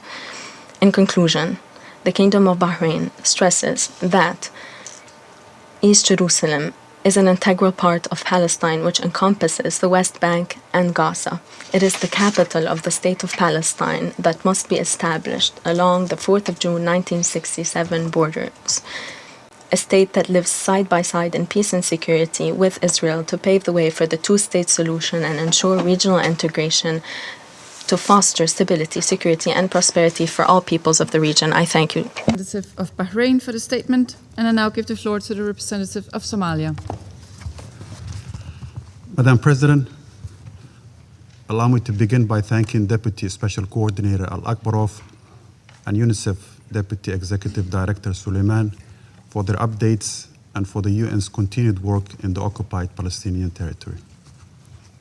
Somalia remains deeply troubled by the recent surge in violence across the occupied West Bank, including East Jerusalem. The past weeks have seen more civilian deaths, injuries, displacement, and destruction, worsening an already dire humanitarian and security situation. We unequivocally condemn the growing violence and terrorism from Israeli settlers against Palestinian communities, often in a context where Palestinians are left unprotected. These attacks on civilians are not isolated incidents. They are happening in a wider context of long-standing occupation, illegal settlement expansion, demolitions, evictions, military operations, movement restrictions, land seizures, and ongoing settler violence. Together, these factors are eroding the foundation of Palestinian life in the West Bank. Since January 2025, over 33,000 Palestinians have been forcibly displaced by Israeli military operations in Jenin, Tulkarm, and Nur Shams camps, which is the largest displacement since 1967. Many more lives remain at imminent risk. Settler violence is a major driver of this crisis, with more than 1,800 attacks in 2025 alone, affecting some 280 Palestinian communities. This pattern must be reversed. Somalia reiterates that Israeli settlements, including those in East Jerusalem, are a flagrant violation of international law and Security Council Resolution 2334. A worrying development has also been seen in the increasing use of archaeology and heritage claims to justify settlement expansions and restrict Palestinian access to land and holy sites. All actions that alter the status or demographics of the occupied Palestinian territory must stop and reversed immediately. We are particularly alarmed by measures that fragment the Palestinian territory, threatening its viability as a contiguous sovereign state. Continued settlement expansion undermines not just future negotiations, but the very basis of the two-state solution. Madam President, as we have heard, the situation for children demands urgent attention. Palestinian children are facing violence, displacement, detention, abuse, and disruption of their education. Prolonged insecurity is inflicting severe psychological distress. School closures, movement restrictions, and attacks on education have become alarmingly common. The ongoing financial crisis and the disruptions to UNRWA schools make matters worse. Children must not grow up seeing violence, occupation, and displacement as a normal daily occurrence. Their protection and that of schools, hospitals, and civilian infrastructure must be guaranteed under international law. The impact, dear colleagues, goes beyond children. Restriction on movement and access are affecting healthcare, livelihoods, water, and sanitation, and are making it harder for humanitarian organizations to provide assistance. Humanitarian workers themselves face growing danger and obstacles. We are especially concerned by the recent incursions into UNRWA premises in East Jerusalem, including repeated unauthorized entries by Israeli security forces. Such incidents cannot be normalized. UN premises must be respected and protected, and UNRWA's vital work must not be jeopardized. Somalia is also concerned about the deteriorating situation facing the Palestinian Authority, especially with the occupying powers withholding of hundreds of millions of collected tax revenues, which undermine the provision of basic services. Weakening Palestinian institutions while settlement expansion accelerates moves us further from peace. Accountability is essential. Violence by settlers must not go unpunished. Restraint and de-escalation must be prioritized. Yet restraint alone will not solve the root causes, which are entrenched in occupation, settlement expansion, and the lack of credible political horizon.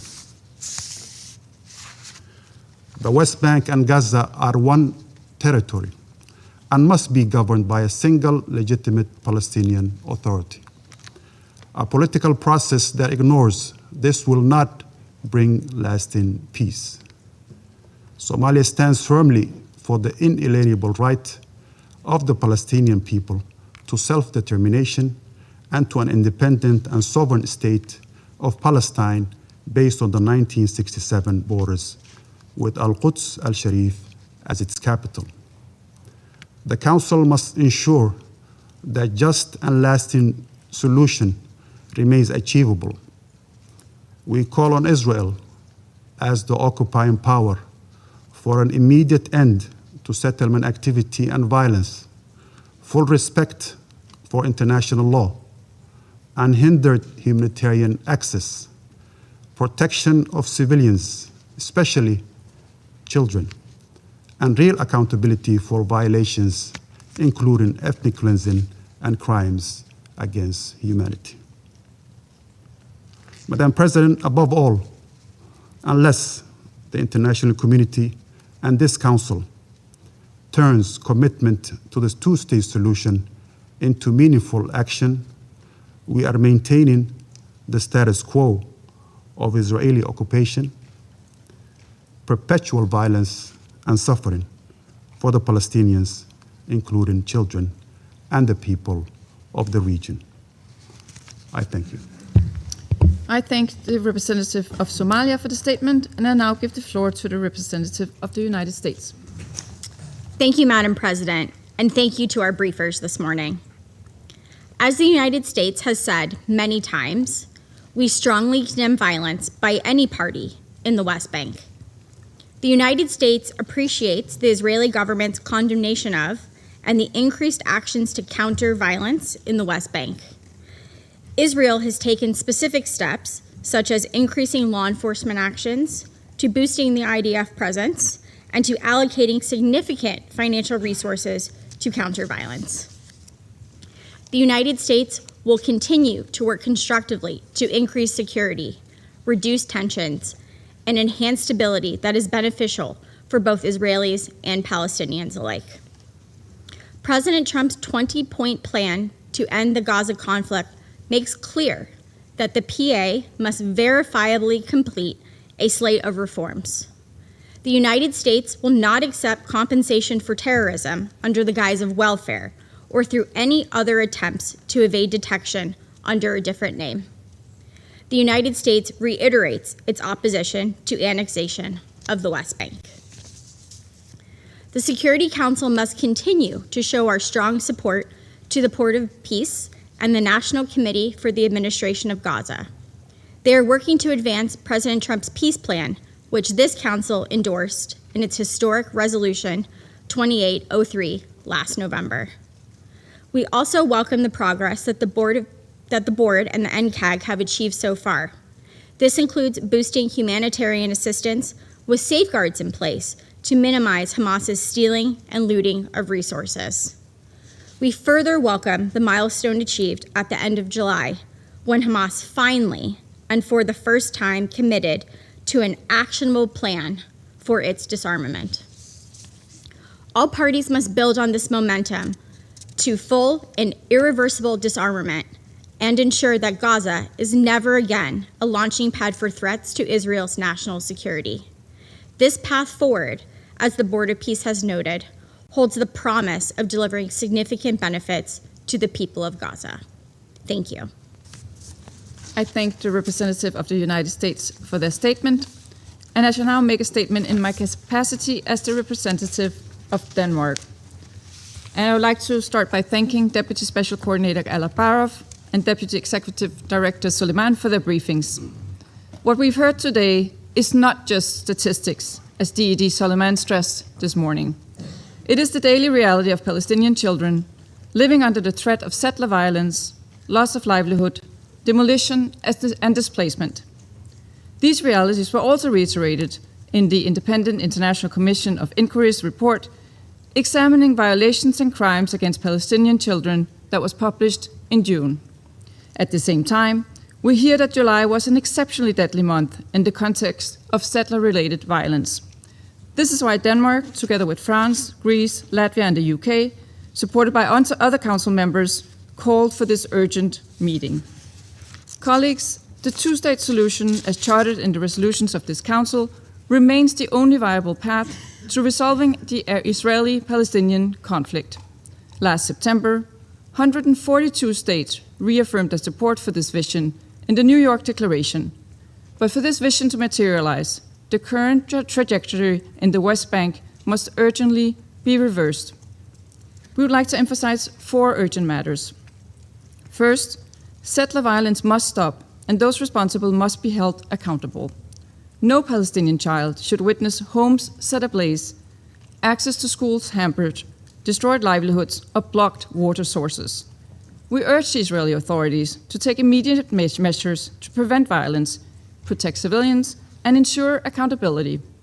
The European Union has recently put more extremist Israeli settlers and organizations responsible for serious and systematic human rights abuses against Palestinians under sanctions. Second, the expansion of illegal settlements must end immediately. We remain deeply concerned by the potential issuing of tenders for the E1 settlement, which threatens to separate East Jerusalem from the rest of the West Bank and divide the West Bank in two. We urge businesses to be aware of the potential legal, financial, and reputational risks associated with bidding for these contracts. We once again stress that Security Council Resolution 2334 must be fully implemented. Third, Palestinian children deserve to grow up under a functioning, effective, and reformed Palestinian Authority, able to pay salaries and provide essential services. We therefore reiterate our call for Israel to release withheld tax revenues and for the PA to continue its important work on necessary reforms, including on democracy and good governance. Finally, the developments in the West Bank cannot be separated from what happens in Gaza. The stability of both Gaza and the West Bank is critical to any lasting peace, including to Israel's long-term security. It is in the interest for both Palestinians and Israelis to transition Gaza from war to peace. We took note of the recent news of progress towards an agreement on the disarmament of Hamas and urge all parties to reach a full agreement on this decisive issue. And we continue to call on all parties to fully respect the ceasefire, on Hamas to disarm, and on Israel to ensure the phased withdrawal of the IDF in line with Resolution 2803, as well as to ensure unhindered humanitarian aid. A lasting ceasefire will lay the groundwork for early recovery and reconstruction. In this regard, we welcome that the EU has launched the Team Gaza initiative, which Denmark is a part of. This initiative will contribute to the much-needed early recovery efforts in Gaza, including crucial areas of water infrastructure, removal of rubble, and waste. Colleagues, developments in the West Bank threaten the vision of a two-state solution that we, as international community, have elaborated in so many resolutions and declarations over the past decades. The longer we wait, the less realistic that vision becomes. This Council must stay loyal to its decisions and ensure the implementation of a two-state solution, reuniting Gaza and the West Bank, including East Jerusalem, under a reformed Palestinian leadership along the 1967 borders. Two states where Israelis and Palestinians can live side by side in peace and security. And I now resume my function as President of the Council. I now give the floor to the Permanent Observer of the Observer State of Palestine. Madam President, allow me at the outset to express our appreciation to you for convening this urgent briefing upon the request of Denmark, Greece, France, Latvia, United Kingdom, supported by Bahrain, China, Russia, and Pakistan, to address the critical situation and ongoing escalation by Israeli occupation forces and settlers in the West Bank. Allow me also to thank the two briefers, Deputy Special Coordinator for the Middle East Peace Process, Ramiz Al-Akbarov, and Deputy Executive Director of UNICEF, Ms. Hanan Sulaiman, for their comprehensive reports. And let me also add, I listened very closely to the very clear, principled, powerful statements from all of you with regard to the violations committed by the Israeli occupying forces and the settlers against the Palestinian people, especially children, and we appreciate this very strong sentiment. And as many of you have indicated, what is needed is action. You are the Security Council. You have responsibilities to act and to enforce international law and your will and resolutions, and not a single party to continue disrespecting all of us, not listening to any one of us, to be held accountable and to be brought to the position that the Charter of the United Nations expect as an obligation from each member of this esteemed organization, the United Nations. We cannot continue to meet, to condemn, to explain, to give details, and yet business as usual. Somebody takes note, ignores all of us, does not respect its obligation as a member of this organization, and we do not act. We can act, we should act. We are formed as a Security Council to make sure that the international peace and security of the world is maintained, and if any one party, a state, does not meet its obligation in this regard, to be held accountable, and you have tools available to you to act. Madam President, Israel's objective remains the same: seizing maximum Palestinian land with minimum Palestinians. All its policies can be traced back to this singular objective pursued through military assault, settlers' violence, home demolitions, discriminatory laws, and annexation measures. The tools and the excuses may vary, but the pattern is always the same: uprooting Palestinians from their land or denying them the right to build on it, to grab it. To the Palestinian state recognized by nearly 160 states. We exist as a state. Look, I sit behind the plaque that says State of Palestine. We have 160 countries that recognize the State of Palestine, including the great majority of the members of this Security Council. The reality is that one state is illegally occupying the land of the other state. So therefore, we need the international community, the Security Council, to help the State of Palestine that lives under ruthless occupation, illegal occupation, using the words of the International Court of Justice, to help us to end this illegal occupation, as the International Court of Justice said, as rapidly as possible. Of course, we appreciate all efforts to make this occupation less vicious, if there is such thing as that, in the process and in the way and the path of ending this illegal occupation. That is the main objective: ending this illegal occupation, not to make it a nicer occupation.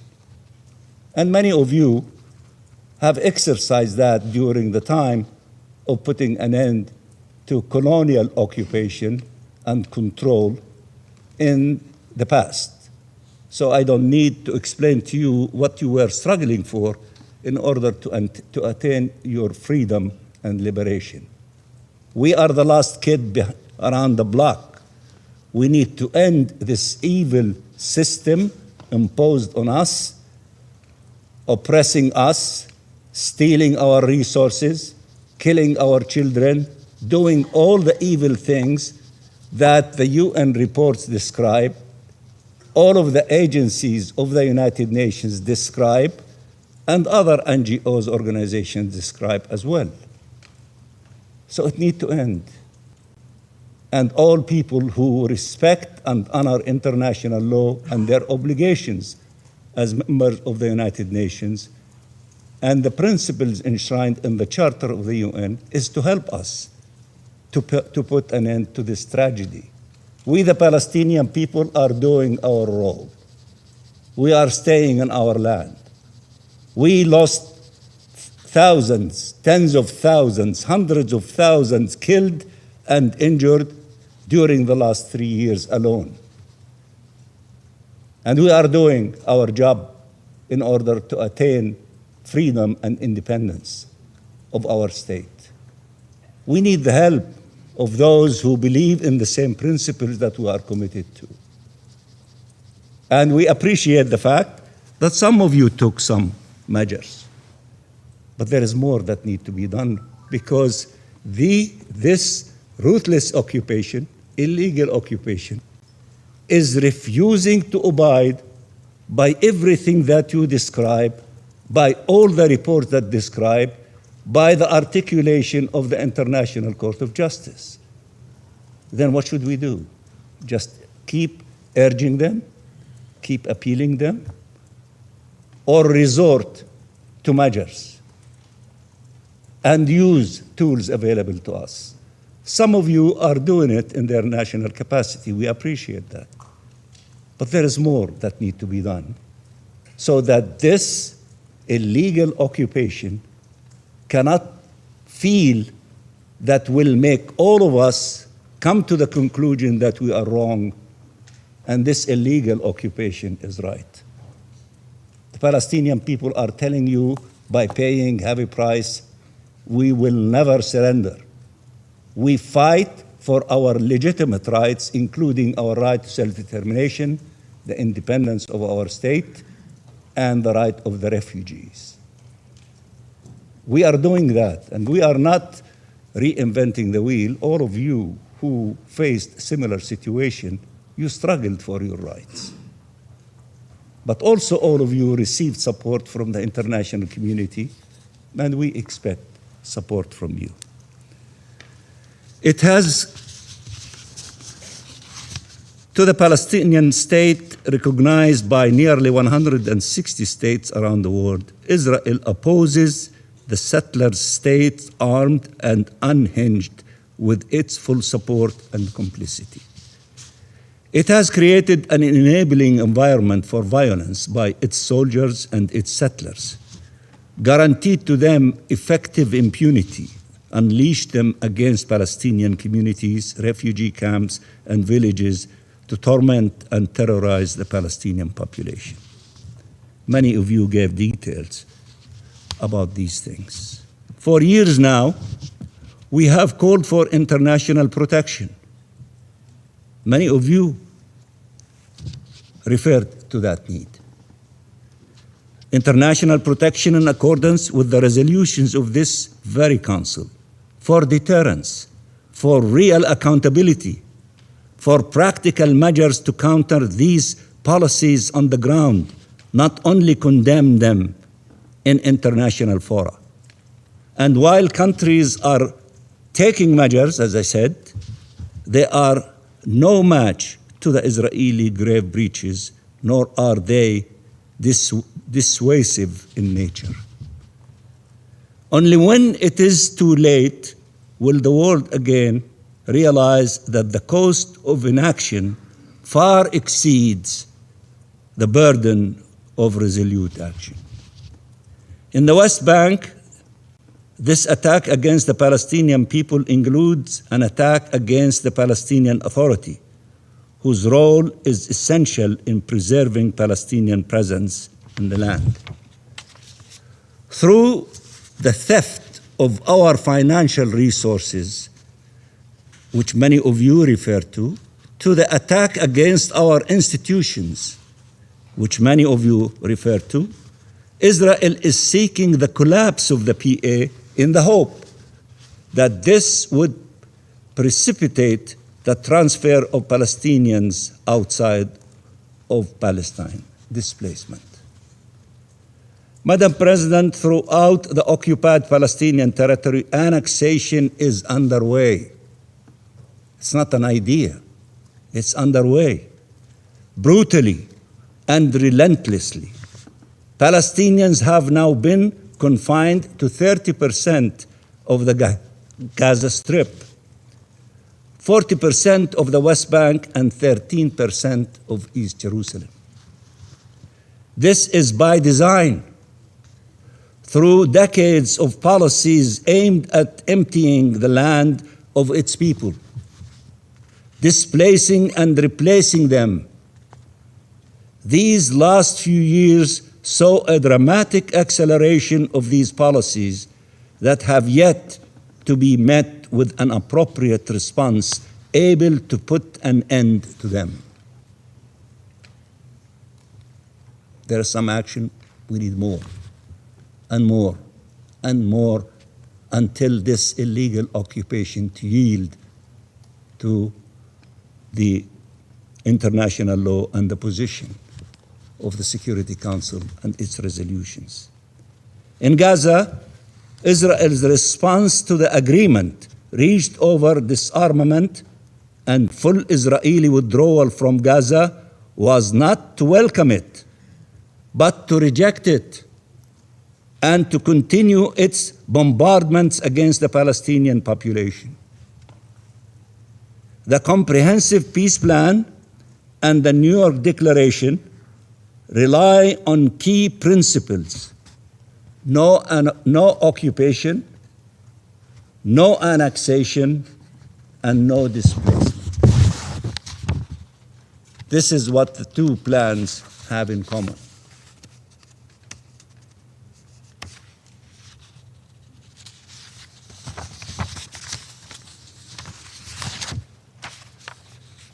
This Israeli government is fully committed to pursuing all three at all cost and by any means. We all say no annexation, no occupation, no displacement. They are not only saying, they're working day and night by all means, yes to annexation, yes to occupation, and yes to displacement. The plan builds towards reunification of the West Bank and the Gaza Strip, as many of you have indicated, under the Palestinian Authority, Palestinian self-determination and independent statehood. The Israeli government is fully committed at preventing them at all costs and by any means, and they don't hide it. They announce it every day. While Palestine and the Arab and Muslim countries are doing their utmost, and a number of these examples and statements that were released recently were referred to, are doing their utmost to ensure the implementation of the plan, Israel keeps undermining it, whether for electoral purposes or territorial objectives. This constant undermining of international efforts has to stop.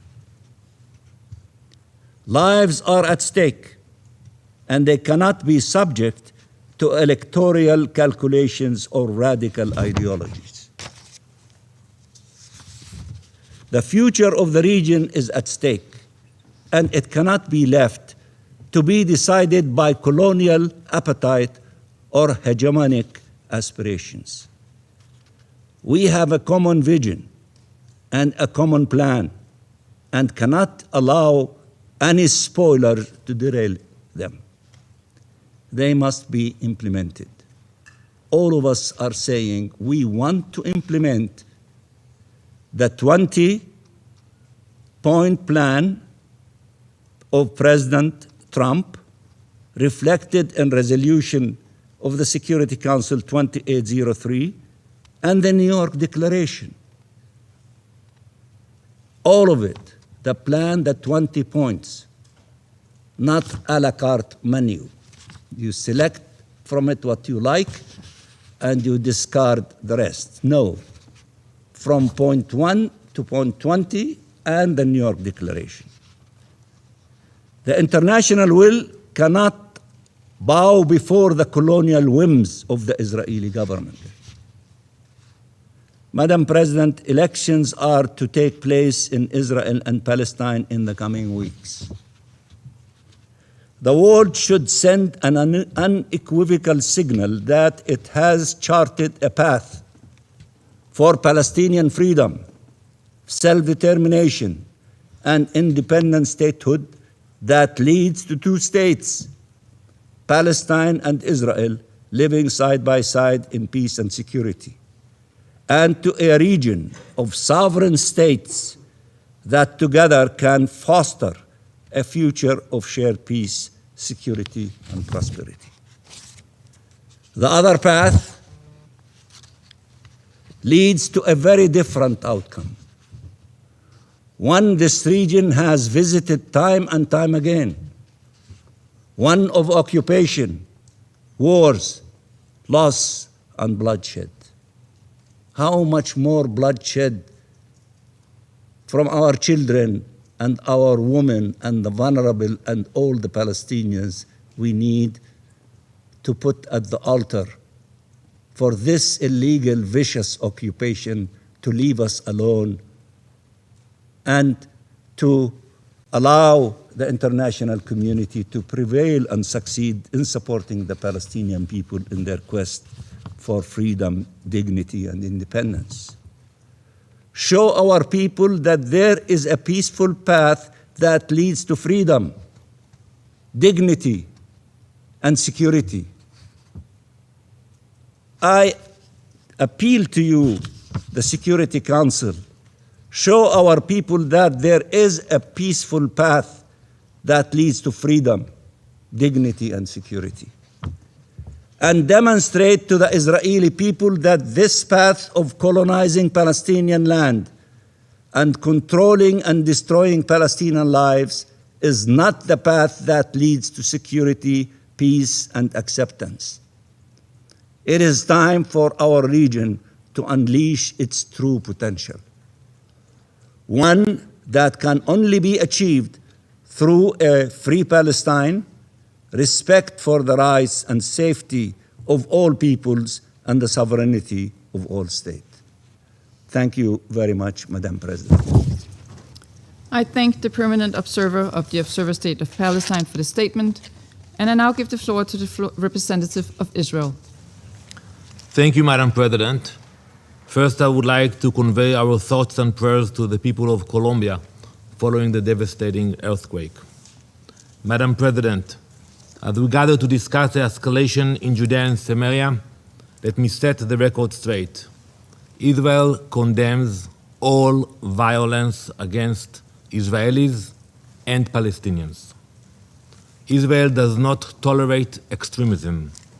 We confront it, but we do not ignore the reality on the ground. While Israeli extremist attacks are declining, Palestinian terrorist attacks are rising, making up the majority of attacks in Judea and Samaria. This May, there were 348 Palestinian terrorist attacks only in Judea and Samaria, 8 pipe bomb attacks, 282 stone-throwing incidents, 32 firebomb attacks, 24 arson incidents, and 2 serious car ramming attacks. That is up from 325 attacks in the month of April. According to the Israeli security forces, another 408 terrorist attacks were stopped before they could happen. How many of you have condemned these terrorist attacks against the Jews? None of these attacks were mentioned by the briefers, and none of these attacks were mentioned by many of you. This is the bias we are confronting today. This council is focusing on one side of the violence while ignoring the other. Madam President, Israel is combating extremist violence in all its forms. When it comes to Israeli extremism, we are expanding our presence on the ground in Judea and Samaria. Israel's comprehensive framework has led to increased enforcement against Jewish extremism. Those efforts have been successful. Through the first quarter of 2026, we opened 354 investigations, filed 20 indictments, and arrested 35 extremists. This has led to a decrease in extremist violence. There were 116 total incidents of Israeli extremist violence in June, down from 165 in March. Enforcement is ongoing. Last week, an Israeli was indicted for alleged killing of a Palestinian near Hebron. He will face the Israeli justice system. We condemn this violence. We prosecute these crimes. We hold perpetrators accountable. Our Prime Minister, Defense Minister, military leaders have all made clear addressing extremist violence is a priority for our government. At the same time, Israel is intensifying its efforts to prevent Palestinian terrorism. Our security forces are working every day to dismantle terror networks and prevent attacks before they reach Israeli civilians. We are finding a growing threat. Iranian weapons, funding, and training are flowing into Judea and Samaria, alongside efforts by Hamas to establish new terrorist infrastructure. Madam President, the Palestinian Authority is supposed to help us to mitigate this problem, to fight terrorism, but instead they continue to fall short of that responsibility. Even after presidential decree for Mahmoud Abbas, the US State Department informed Congress that the PA continued pay for slay. Through 2025, they distributed about $200 million to terrorists and their families. We still see incitement to violence promoted in their communities. This doesn't stabilize the region, it fuels the violence. Madam President, this terrorism does not just threaten communities in Judea and Samaria. You know the proximity. It's being exported throughout the state of Israel. The danger is present, the violence is endless, and the victims are real. A few months ago, a Palestinian terrorist infiltrated Israel from the village of Kabatia. It's a village near Jenin in the northern Samaria. He drove from Kabatia to Bet Sha'an, an Israeli city 25 miles away. He rammed his car into Shimshon Mordechai, who was killed standing on the side of the road. Then he hit and injured a 16-year-old boy in a nearby town. The terrorist kept driving to the entrance of a kibbutz, En Harod, where he rammed into Aviv Maor. She was waiting for her parents to pick her up from the bus stop. After he rammed into her, he stabbed her until she died. Aviv was only 18. She loved nature and animals. She was passionate about horseback riding and photography. That was not it. He continued driving. He kept going. He found one more victim at the entrance to the city of Afula. When the terrorist couldn't run the man down in his car, he smashed his head with a rock.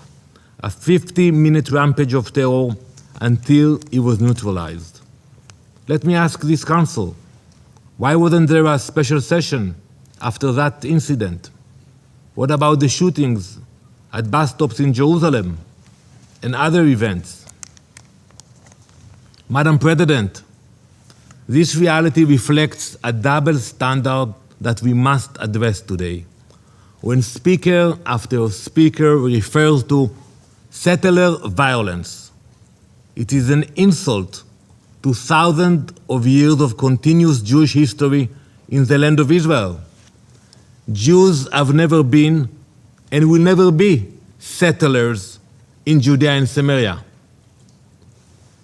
The vast majority of residents in Judea and Samaria are law-abiding citizens. Those committing violence are a tiny fraction of the people living there. They do not represent the broader community. That is why when you actually use the term settler violence, it's a provocation. Why? Because first, it denies our connection to the land of Israel. It distracts from constant terrorist attacks against Israelis, and it collectively labels entire innocent communities for the crimes of the marginal extremist minority. When Israelis are involved, some of you uses a collective label. You call it settler violence. See how many times you used it today. But when Palestinian radicals carry out attacks, you refer only to the ones responsible. And that is the standard for all extremist violence around the world. You know, look at your countries. Take a look at the UK. A few months ago, a radical Islamist stabbed 2 Jews in Golders Green, the Jewish neighborhood in the heart of London. Did you use the attack to label nearly 4 million British Muslims as a threat? Did you describe it as evidence of Muslim violence throughout Britain? Of course not, because you understand the difference between extremists and an entire population. That is not justice, that is prejudice. Yet that is exactly the standard being applied to the Jewish communities in Judea and Samaria today. 500,000 Jews. So when you say settler violence, what do you mean? That 500,000 Jews are terrorists? Support terrorism? Madam President, while Palestinian terrorists seek to drive Israelis from their homes, some voices in this council speak as though Jews have no right to live in Judea and Samaria. That is not true. We are not occupier, we are not settler. Our right to live in our land is based on our historical connection to it. It is described in the Torah, the Old Testament, and even the Quran mentioned the connection of Jews to the land. This past week, Jews around the world read this verse from the Torah. I will read it first in Hebrew. כי אתם עוברים את הירדן לבוא לרשת את הארץ אשר אדוני אלוהיכם נותן לכם וירשתם אותה וישבתם בה. And in English, you are crossing the Jordan River to inherit the land which God is giving you. You will inherit it and dwell in it. Judea and Samaria is where our story in the land of Israel began. It is where it will continue. There has been a continuous Jewish presence in this land for thousands of years. The name Jerusalem, Hebron, Bethel, they are not names invented by modern leaders or modern politicians. They are part of the DNA of the Jewish people. And this history was recognized by the international community. The League of Nations Mandate for Palestine affirmed the historical connection of the Jewish people to the land of Israel. It called for the founding of a Jewish national home there. The international legal framework established after World War I confirmed that historical connection. That framework included Judea and Samaria. Our history is not a political slogan. It is part of our historical and international record. Madam President, I could lecture for hours about our biblical rights, our historical rights, our legal rights to Judea and Samaria. But if we want to be practical today, and if this council is serious about bringing security and stability to the region, it must understand a simple truth. We are not going anywhere. Jewish communities will stay in Judea and Samaria, just like the Palestinian communities. Over 500,000 Jews live in 4 large cities and over 200 communities in Judea and Samaria, alongside over 2 million Palestinians. The Jewish communities are not temporary outposts. They are not obstacle to peace. They are permanent neighborhoods, cities, home, families. Today, this council has a choice. It can either repeat rhetoric that fuels the conflict, or it can support real efforts to find a way to live in peace, in stability, and security. Thank you, Madam President. I thank the representative of Israel for the statement. There are no more names inscribed on the list of speakers. The meeting is adjourned.